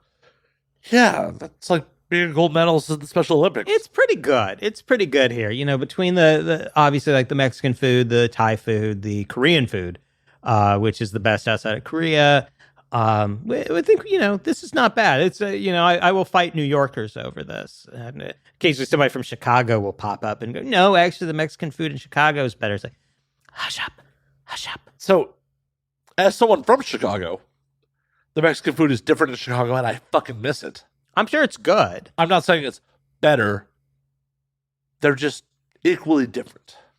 I mean, one time New York Magazine ran an article saying that the Mexican food in New York was better than the Mexican food in L.A. And what? Yeah, in response, LA Magazine, they didn't run a list of the 100 best tacos in LA. They ran a list of the 100 best kinds of tacos in LA, which I thought was like a real good way to set up that. Hush up. I feel like there aren't even Mexicans in New York. Like, it's mostly Puerto Rican. Yeah, no, you're right. But they're opening up a lot of Mexican restaurants there now. There is like a boom of it, but like, so I live in Eagle Rock, so we're just north of Glassell Park, and there is a place that sets up on the sidewalk in front of the Target in Glassell Parks most nights, every weekend. And I would put that little place up against any Mexican restaurant that I've ever had anywhere else in America. It's just like, it's so good. And you got to really get into LA, you have to get into buying food off carts. You have to get into buying food off people. You don't see any fucking licenses anywhere. You got to just get in on it. You know what I mean? Like, I wholeheartedly agree. When I think of Mexican food in New York City, I think of the old Pace Picante commercial, New York City. Yeah, exactly. Exactly. And again, I'm sure somewhere in New York there's like something really good. But yeah, there's also New York has better like chefs. Like if you're into like chef food, but I'm not particularly into that. New York definitely has better Italian. Oh yeah, granted, no contest, no. Like LA, in the grand scheme of things, besides my long lost Italian spot, is kind of fucking shitty for Italian. It is. It's a real weak spot. I totally granted on that one. Did you ever get a chance to eat the sit down in East LA or East Hollywood? No. Oh my god! So the spot existed for a couple of years. It was like Hillhurst and fucking Hollywood Boulevard.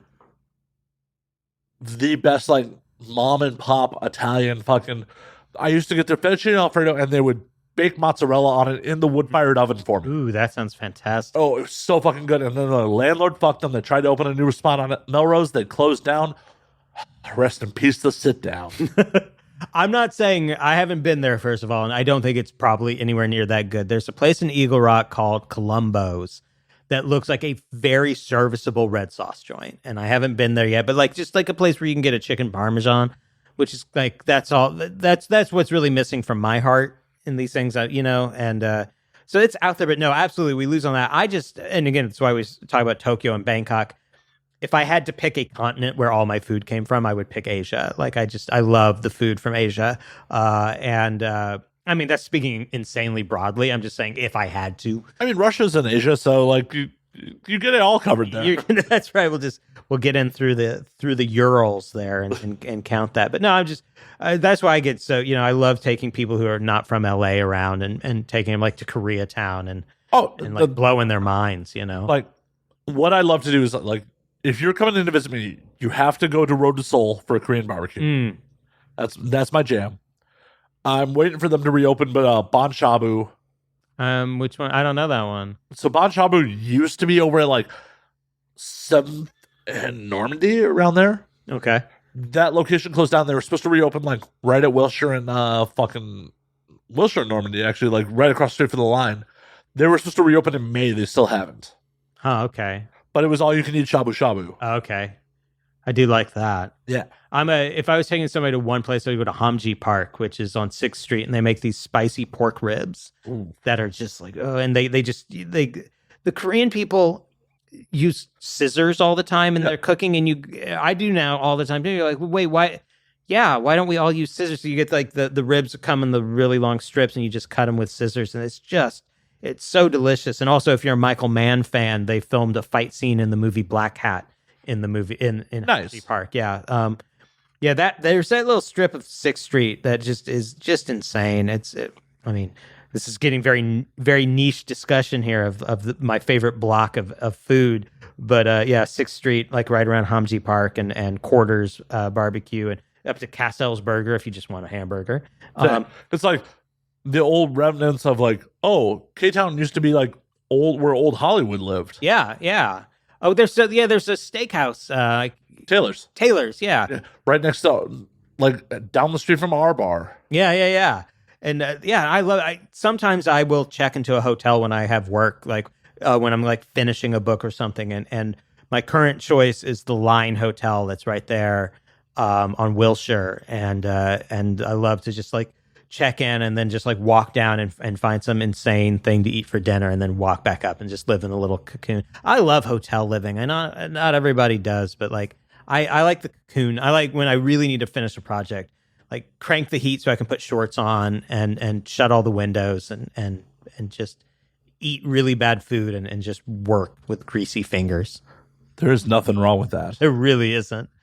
But on that note, Jordan Harper, we're going to have to call last call. We've been going almost 2 hours and 40 minutes. Oh, wow. Okay. All right. And I have to do all the post work on this. So yes, you probably do. So we don't want to be on the podcast from hell. Well, this was awesome, man. It was so good to catch up with you. My pleasure. My absolute pleasure. Where can they find you on things? Where can they find your projects? Well, the first place to find me, unfortunately, is Twitter, which is Jordan_Harper. Like I said, I have The Last King of California is being published by Simon & Schuster in the UK. If you're in the United States, there's a website called The Book Depository that will ship you books from the UK for really a surprisingly cheap price. Like, I think you can get The Last King of California with shipping included for $11, which doesn't seem legal to me, but I'm not asking questions. And everybody knows Mulholland Books, January, it's going to be released here in the United States, and that's the one I think is going to be make a big splash. I'm very excited about it. And other than that, I don't have anything new in TV right now, so I'm just looking for a job. I was just on season 3 of Hightown on Stars is going to come out fairly soon. I worked on that. But other than that, yeah, find me on Twitter. I'm always talking about what I got going on, and that's what I got. Hell yeah, Jordan. We gotta not wait 4 years in between fucking episodes. Yeah, indeed. Agreed. But as always, you can find me at Matt_Slayer on Twitter, Matt Slayer on Instagram, Matt F. Slayer on Facebook, twitch.tv/Matt F. Slayer. You can find the Patreon with all the exclusive content. There will be no nudity from this episode. I'm sorry to break people's hearts. Oh, I didn't know that was an option. It is. It always is. Okay. At patreon.com/Matt Slayer. But you can get the video versions a week early there. And you can find the podcast at Now We Drink on Twitter and Now We Drink _ on Instagram. And until next week, drink up, motherfuckers.